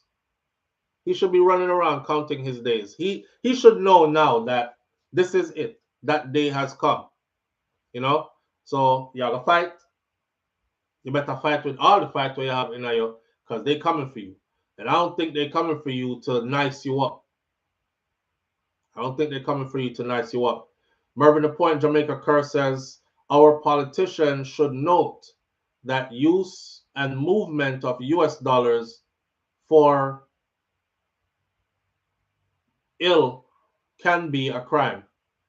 Can be a crime. But they haven't been designated a terrorist organization yet, so they're not on them.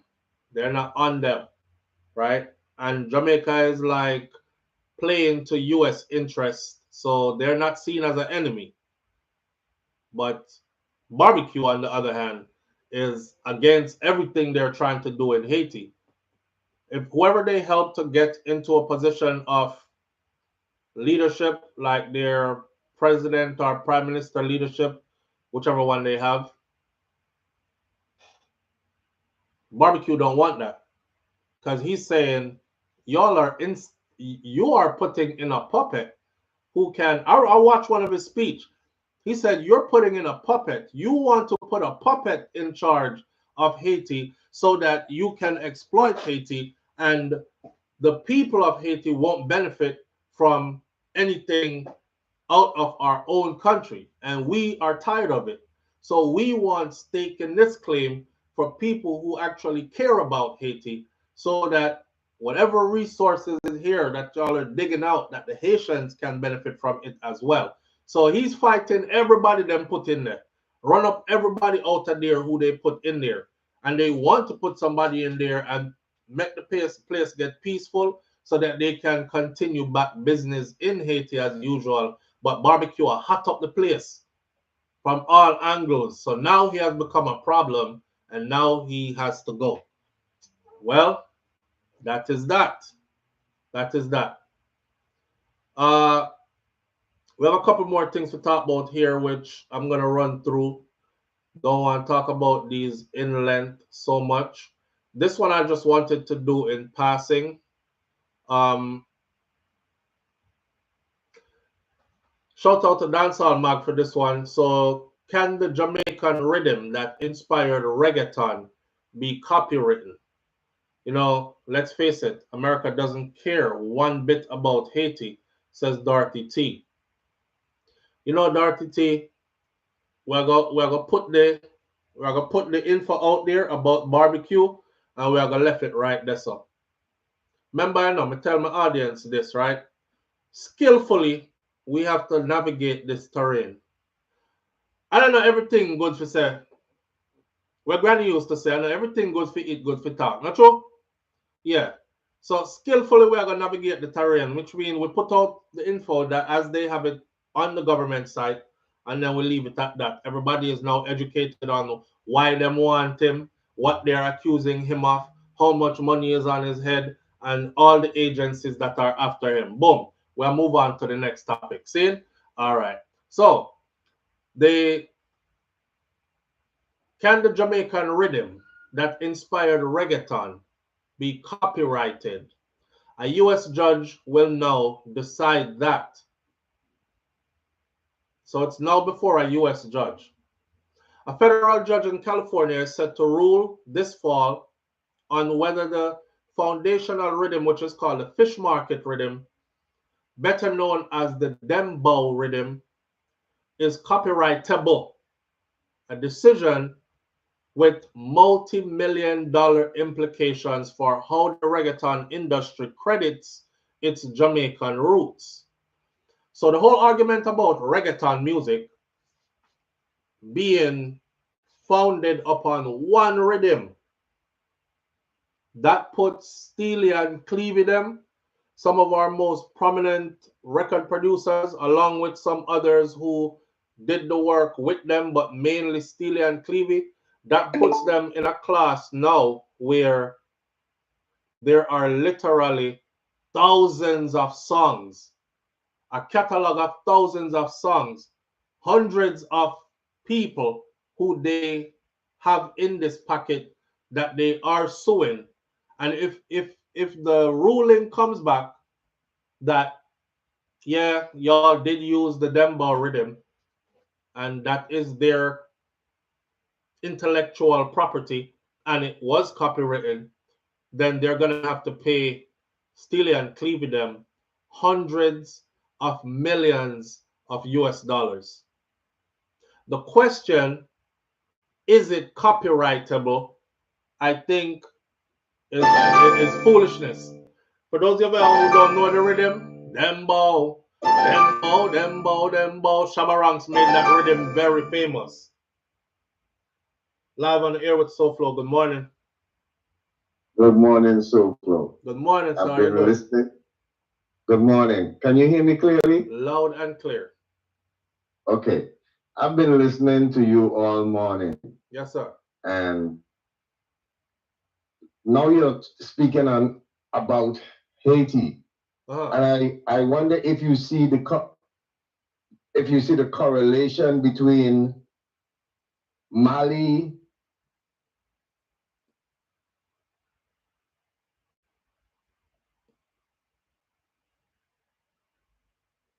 Something. I'm here.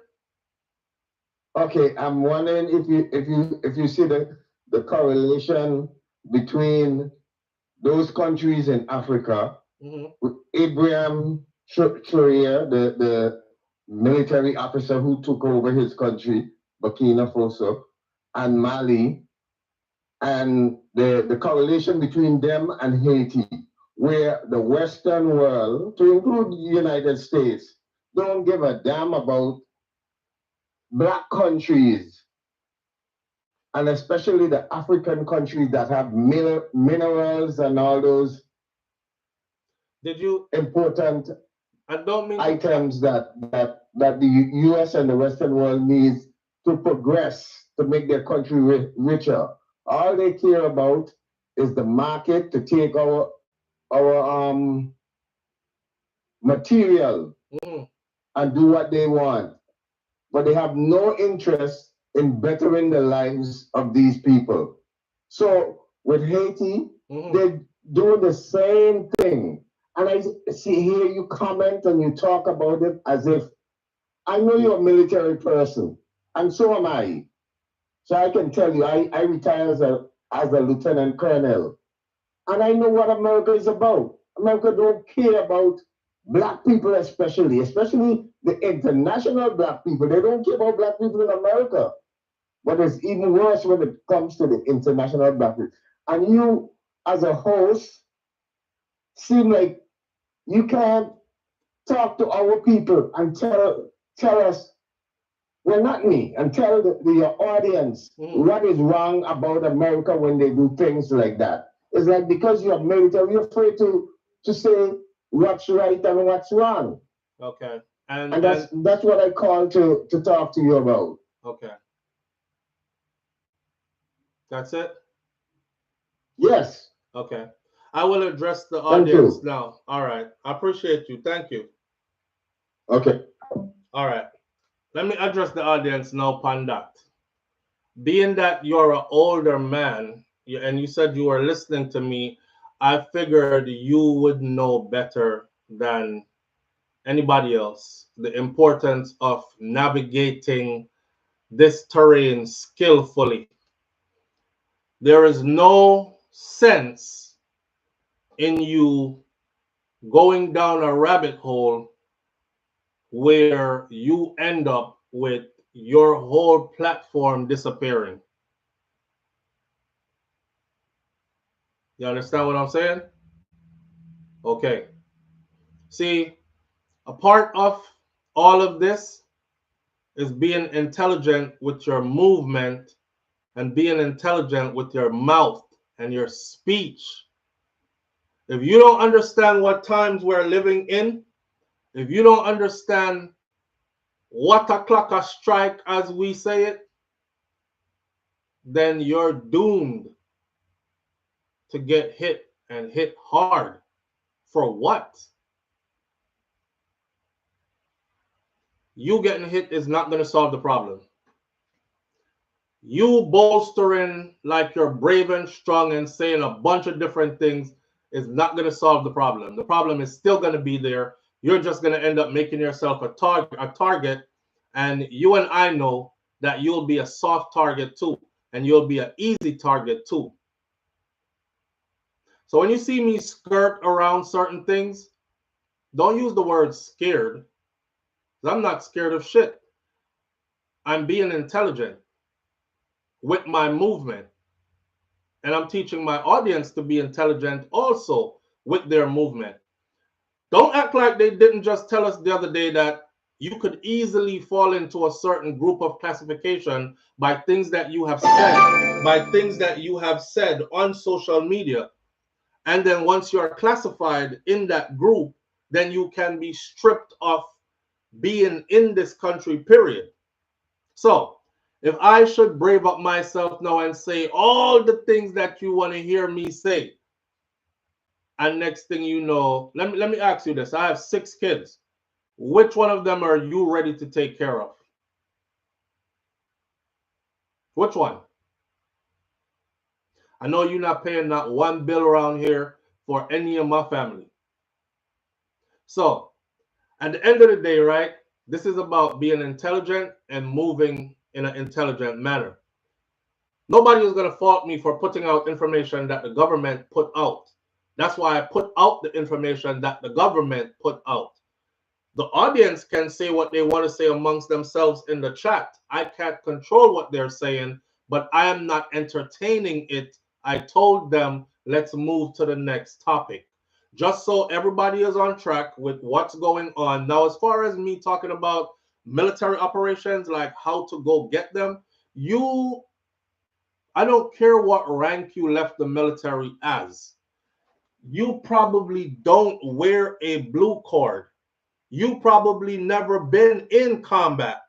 So it is that experience for me that I'm talking about how they are going to go get him. It's not me glorifying anything. It's me giving people an insight based on my experience and expertise, right? All right, so with that said, we're gonna leave it right there. So, King Big says, see there, King Biggs. As long as y'all are on the same page as me, because some people want you to use your platform, right, for whatever they want you to use it for. Here's my advice, and then we'll move back to what we were talking about before. Here's my advice. My advice is build a platform and you be the one to stick your neck out and say all the things that you want to say. You do it. I'll follow you just to see, but you do it. You build that platform because this is free. Anybody could do it. Pick up a camera, set up an account on YouTube, Instagram, Twitter, Facebook, build your platform, get in front of that camera and say all the things that you think I'm too scared to say. You do it. Yo, anyways, man, Let's Bond TV. Granny don't tell me that already from within little, not true? And everything good for talk. So therefore, we forward. All right. The fish, it's called the rhythm that is in question, called the fish market rhythm. You know, Jamaica gonna say, yo, we're not dealing with no fishy, nothing. So the rhythm real name is Dembo. And it was Shabba Rankin who popularized the rhythm. Dembo, Dembo, Dembo, Dembo. Man on that table, me say that him. Y'all clean rifle, me say that shit. Yeah, that. And based on that one rhythm there, that one rhythm ended up being the basis for a whole genre of music that now, I would say that genre of music is even bigger than dancehall in some places around the world, because I remember when I was in Germany, Dembo, and that part of the world, when we would go out and go clubbing, they would literally play reggaeton. They would play some dancehall music, like you would hear Sean Paul and you would hear Shaggy, and that's about it. And you would hear some Elephant Man, because them time they did the dancing something that go on, but that's about it. Them never play like all dancehall, whole heap of dancehall music, but they had a segment for reggaeton, and that segment was always lit with song after song after song. The tempo of the rhythm, the sound of the rhythm itself is the same Dembo rhythm. Every time we have this discussion, the people them from that region of the world, them like to say they created that on their own. But I would like for them to know that the Daddy Yankees and all of them, they ripped off Jamaican culture and they never gave credit to Jamaica for ripping off Jamaican culture. And they actually did take it around the world, and a lot of them are multi-millionaires today in US dollars off of that one rhythm. Jamaica, y'all are so powerful, right? We are so powerful. We build a rhythm. Me say we because the people who build it is our people. Build one rhythm, and that one rhythm created a whole genre of music that is based on that one rhythm. And the whole genre of music that's based on that one rhythm is now an international genre of music that has made many millionaires out of that music. and Jamaica now want a piece of it. The people who created it, them want a piece of it because them say, we've let this go on long enough. It's been stewing, because that's a part of the argument. How come you all never sued from a long time ago, from before? It doesn't matter. It is their intellectual property. It was stolen and the world recognizes it. Even the name of the genre tells you it comes from reggae, because them call it reggaeton. If you're going to steal something and then bring your attorneys to court to say you don't owe me nothing, explain to me why you even call it reggaeton. Again, if you're going to steal something and bring attorneys to court, explain to me why you even name it after the genre it actually comes from. Reggae, you name yours reggaeton because you thief it from reggae. And you were riding the hype of Jamaica and Jamaica's wave. And then when that bus went for you, you forgot to pay homage, and you want to act like you created it yourself. The problem is you didn't create a beat that was similar. You used the same Ross beat. They never create a beat that was similar. The basis of all their songs is that same fish market rhythm, is that same dembow rhythm there. And that's the basis of every single one of them song them. So the amount of song them were out there, you see, that they can sue the people, the record companies, the artists, it's like you can't even count them no more. I'm hoping that justice is served. And if justice is served, this is going to be a massive... I don't even know how they're going to work it out on the financial end. Because they're literally owed hundreds of millions of dollars. King Big says, now Puerto Rico took it and have been laying claim to it.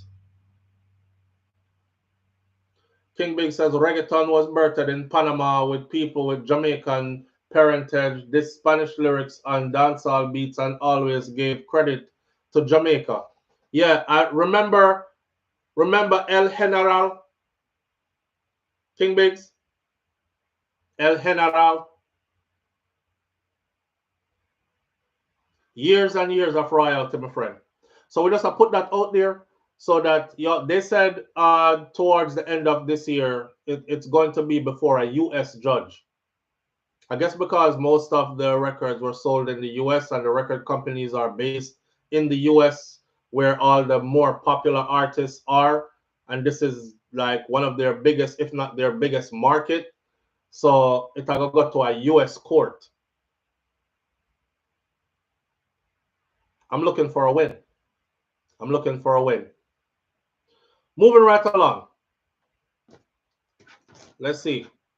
A young lady who her picture is on our icon this morning. Some of you might know her, some of you might not know her.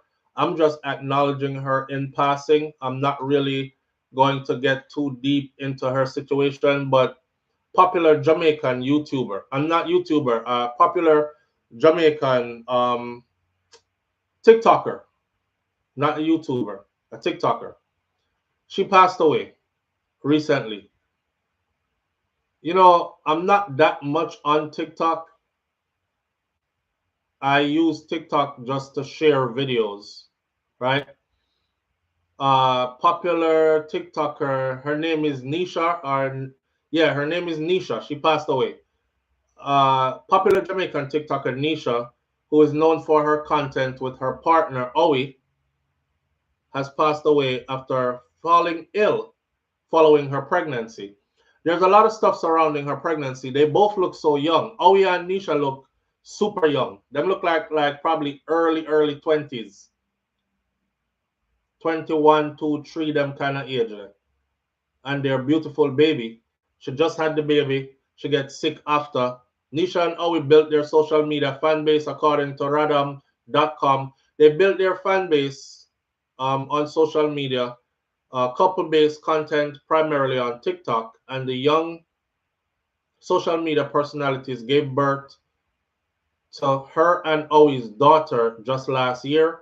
Initially, all appeared well after the delivery of the baby, but Nisha fell ill shortly after.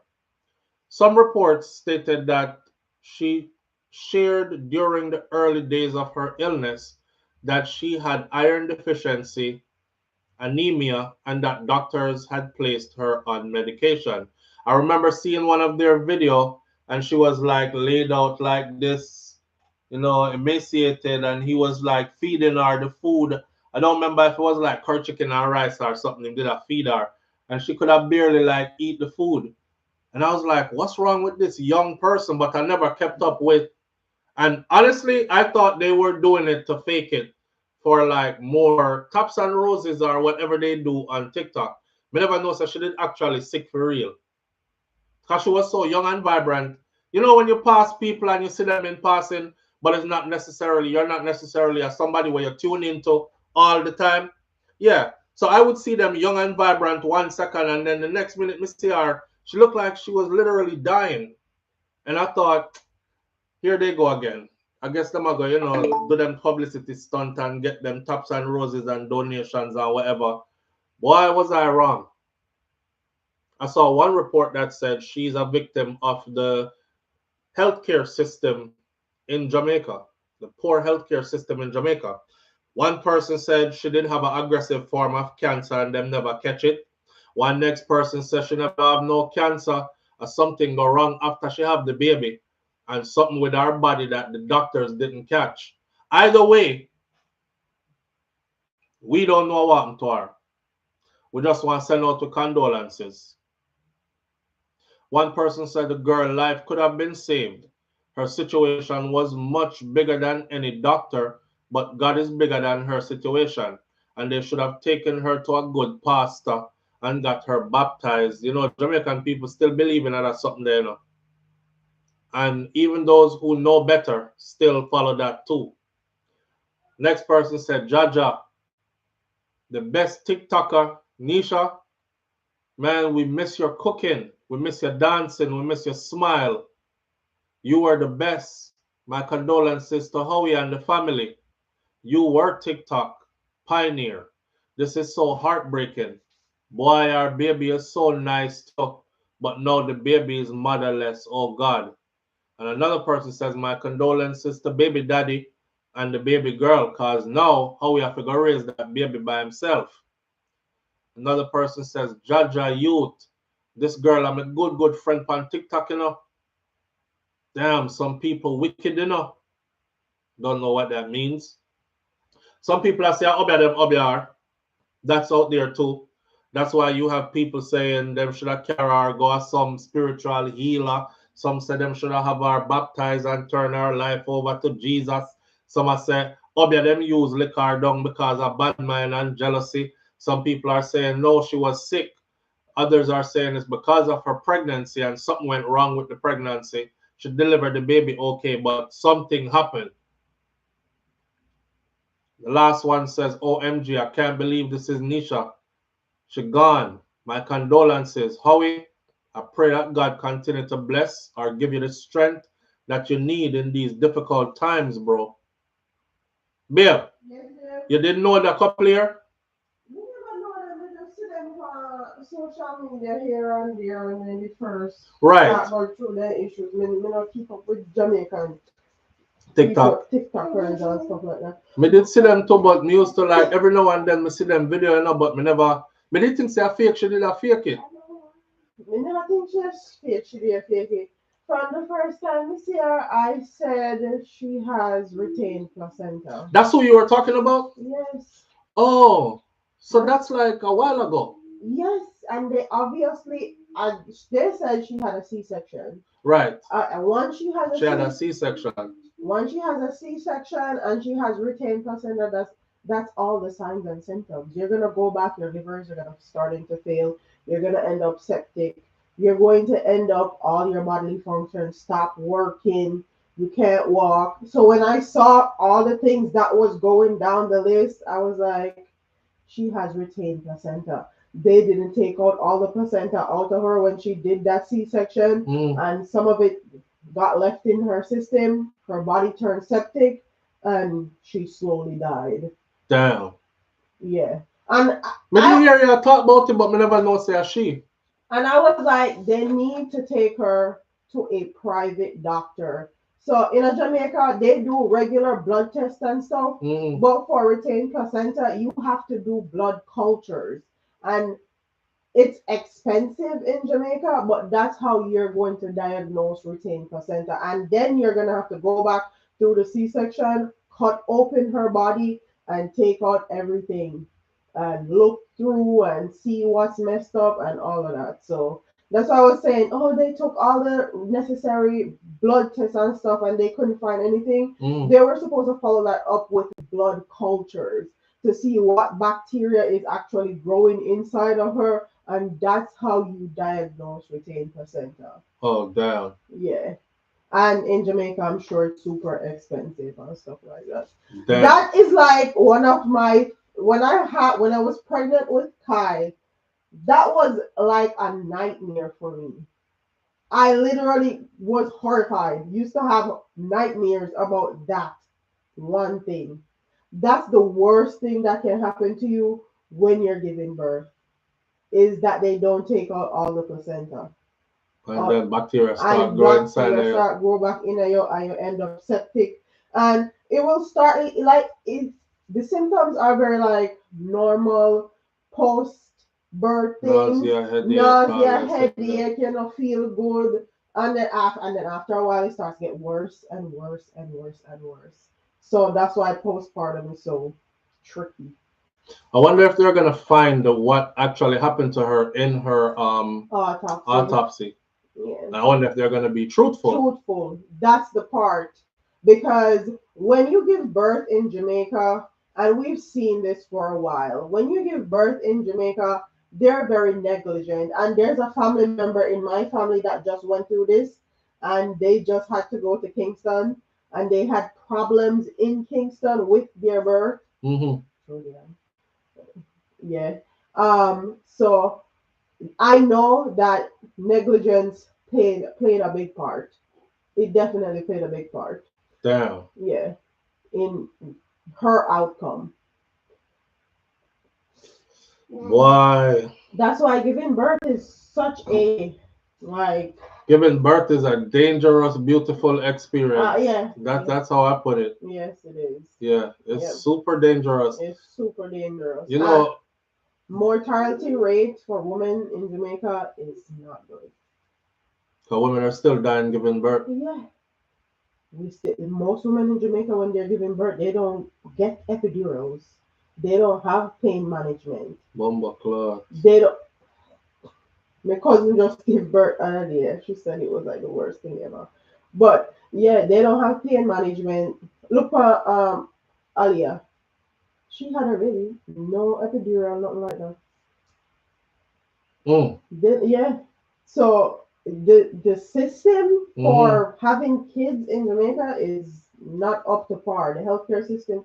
And in 2025? Yeah, in 2025, babe. And there's so many women that have lost their child through negligence. We know that now because they were trying to hide it and it came out. Right. So the healthcare system is not that great. Damn. From the first time I saw her, I was like, they need to take her out that hospital, take her to a private doctor and get blood cultures done on her and see if she has retained placenta. Because that's how retained placenta works.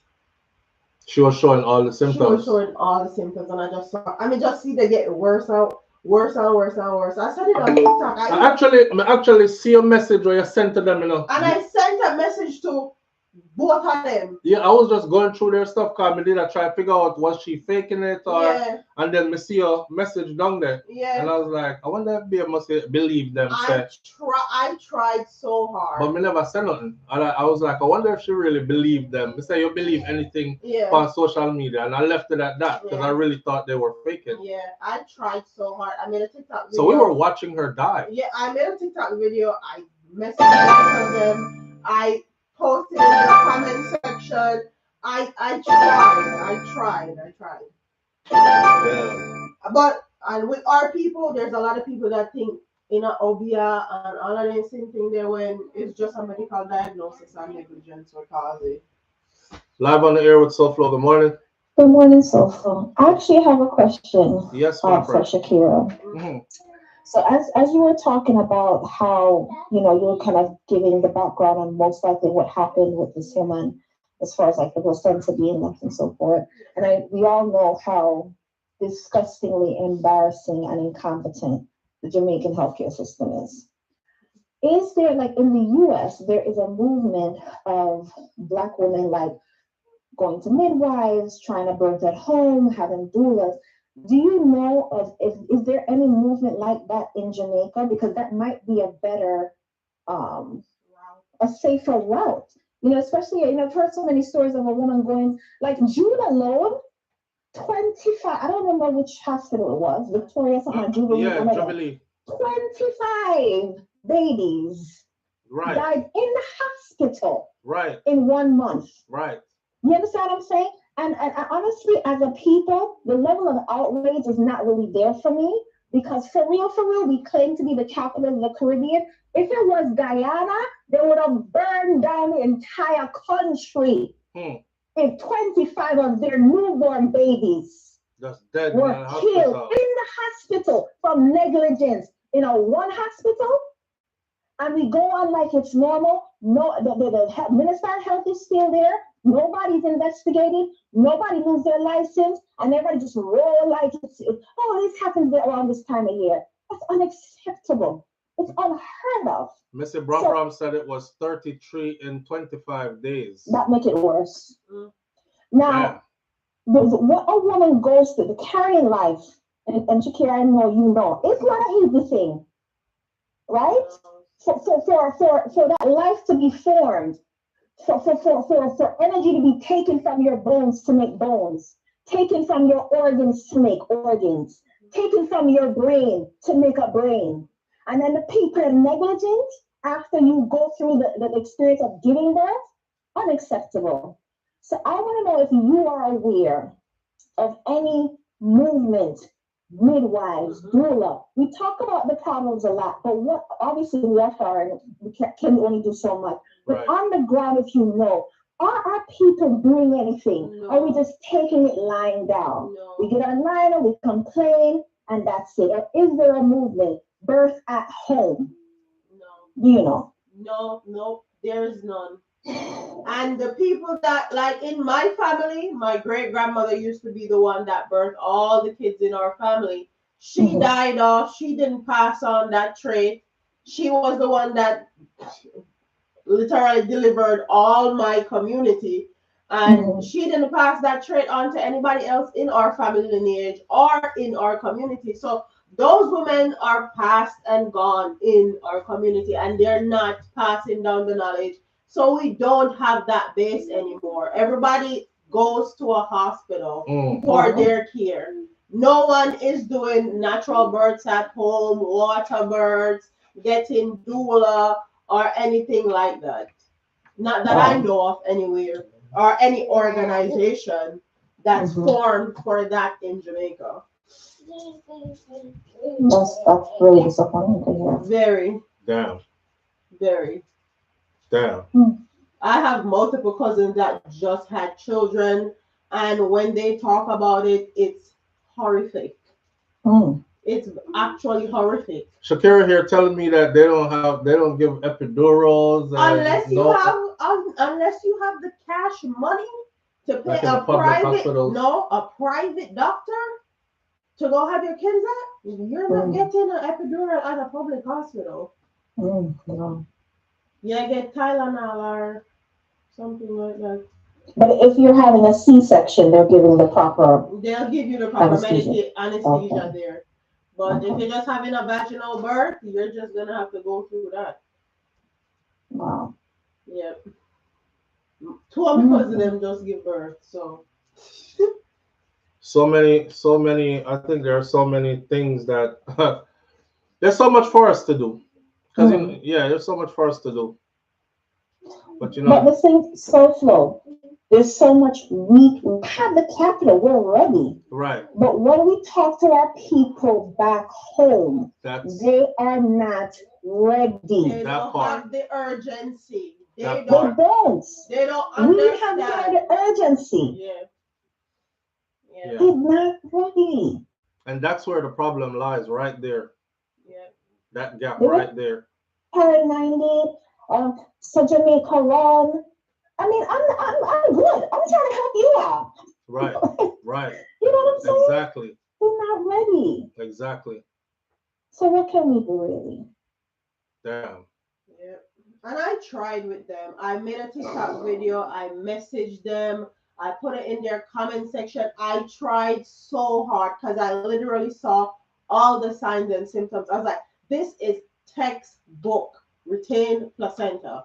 Mm-hmm. And when I was pregnant with Kai, that was like literally my worst nightmare of anything ever going wrong. Me having a child. So I know what to look for. So now when I saw it, I was like, yeah, this is exactly what it is. I tried. I just didn't take to it. Yeah. Damn. All right.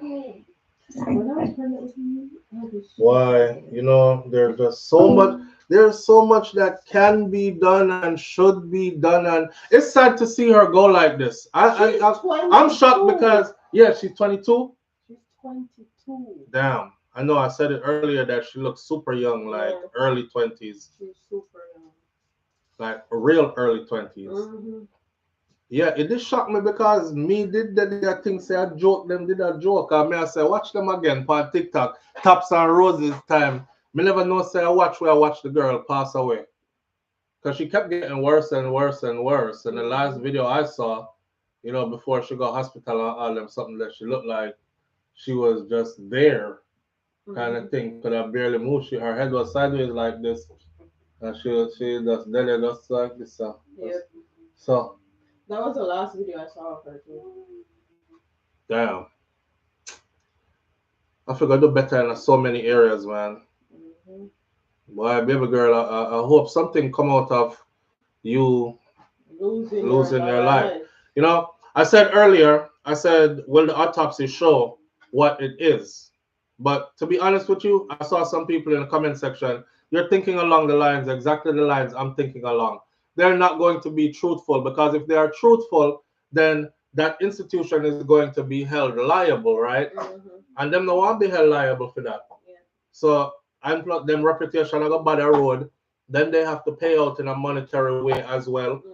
They don't want all of that. So it's so easy to get everything pushed underneath the rug. Yes, everything pushed underneath the rug and just say, boy, she died of unknown causes. This is sad. Or natural causes due to childbirth or stuff like that. Boy, Owie, I don't know you, but me see a lot of people know you, obviously. I send out my best wishes to you as well. It's going to be rough raising your daughter without her mom. But, you know, life will work itself out. Life will work itself out. Damn. And the Minister of Health. Yeah, Mel. The Minister of Health. Dr. Christopher Tufton act like I'm there give the man all this time I think say I want a medical doctor, only if you find out say he's not even a medical doctor. So that even makes it more to me like, so he really probably don't even know what going on a medical term, a medical level. And if you're talking about managing a hospital, which is what I went to school for, my bachelor's degree is in healthcare management. If you have 32 children that died in one hospital, 33 and 25 days. That's gross to get every single person that ever worked on any floor having to do with any of those kids fired. So how no internal investigation, no transparency, no corrective measures, nothing happened. That is crazy. And he just marched along like nothing happened too. Not only on the management levels for as the nurses and the hospital management, but on a bigger healthcare level where Christopher Tufton is, as far as policy is concerned. Right. That's crazy. That is insane. So we have some people around the place who don't even know what them do and what to look for. Your friend put you in a position of power, you know, and you just hold the position there and make your money. Yeah. I swear, man. I swear. Well, you know, our people have to want better. All we have to say about it. Our people have to want better for themselves, and when they stop praise politicians and actually hold them accountable for doing the job that they were put in place to do, then they will get better. That is my biggest problem. That is my biggest problem. Especially where healthcare is concerned in Jamaica, where there's so many healthcare workers in Jamaica that would anytime they go to Jamaica, they would volunteer their time, volunteer their expertise, volunteer just helping and giving the knowledge that they have. It's super easy for them to ask for better and get the help that they need. It's super easy, but because they love praise politician media and whatever else. I'm gonna end this video like this, right? This morning. Life is short. Let's take one phone call. Live on the air with SouFLo. Good morning. SouFLo. Yeah, bro. You know what, sir? Yeah, something. Well, nothing. Yeah, something I'm going on in Jamaica right now. People.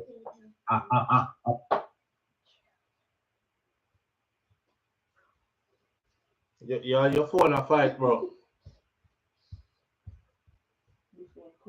Your phone cut out. I see it running 25 seconds, but no, it's silent. And we're going to end the live this morning, yes or no? And I'm saying this. Live life to the fullest here, not knowing, just know that today is a blessing. Today is a gift. Because, look, I mean, that's another example right there. And poor girl couldn't save herself. And I know she didn't think she was going to die at 22 years old. You know? Live on the air with SouFLo. Yeah, SouFLo. I don't know about the line a while ago. That's something with your phone, bro. Anyway, Christopher Tufton. The man is not a doctor. The man not in a medical field. At all. Me know. For all I know, he's a mechanic. So how you gonna have a mechanic run a hospital bridging or in anything in a health sector? He don't know the first thing what to do. That position there is for a qualified medical professional. Period. Minister of Health should be held by a qualified medical professional. Thank you very much. But you know who do that though, right? You know it's who say I have one degree. But you know it's who do that though, right? Nothing to do with health. All right. You know who designate him and put him in that place there, right? Them good up prime minister. Yeah. Your phone will break up bad, my G. We're gonna end the video right after this morning. Not taking any more phone calls. Let me go out like this, right? To my Jamaican people. To my Jamaican people. All right, we did see that call here come in before. So let this be our last call for the morning. Live on the air with SouFLo. Good morning. Yeah, my brother. Sorry, I know you say it's the last right now that you're on your way out. I sent you a message yesterday. Okay. Can you listen to it from me, please? All right, brother. Will do. All right. All right. Yeah. All right. We're going out like this. Besides life is short and live and all these other things, for my Jamaican people, there's an election that is, and I don't mean to politicize her death either, because she had just one next example. As you can see, Missy Bram just put in the comment section, 33 babies in 25 days. This is 20 blouse and skirt 25. Okay? Any which part 33 baby dead in a 25 day in any healthcare facility, it should be cause for alarm, serious alarm. And if you notice, it's hush. And everybody going along as business as usual. The same people them where I tell we say the birth rate in Jamaica has declined so much that they're thinking about flying in sperm from overseas to impregnate Jamaican women, or we probably have to go adopt picnic or all these other things. The women aren't given an incentive to breed. Because if these are the conditions under which a woman can have picnic in Jamaica, if I was a woman, I would not be so afraid to even get pregnant. Because or they could get together and start the whole midwifery, natural birth and midwifery. Even then, at some point, you're going to need expert medical help somewhere. Having a person who is not of the medical field be Minister of Health for an entire nation is mind-boggling to me. To the point where, let me tell you, I think I overrate Andrew Holness on this. Because I just said to myself, he would never do this. Like, there's no possible way the Prime Minister would have put somebody who would have no medical expertise in their background as Minister of Health. This man don't know what come across his desk. Because this is not up his alley. This is not in his skill set. You see, that's something they want to do. Jamaicans, the good up Prime Minister, and left him alone and all this. You see this eternal love you have for a party and a color, it's going to cost the whole away. Because none of them baby that's dying at the hospital don't have a political party they belong to. Them are just some Jamaican picnic where are dead in at the hospital them.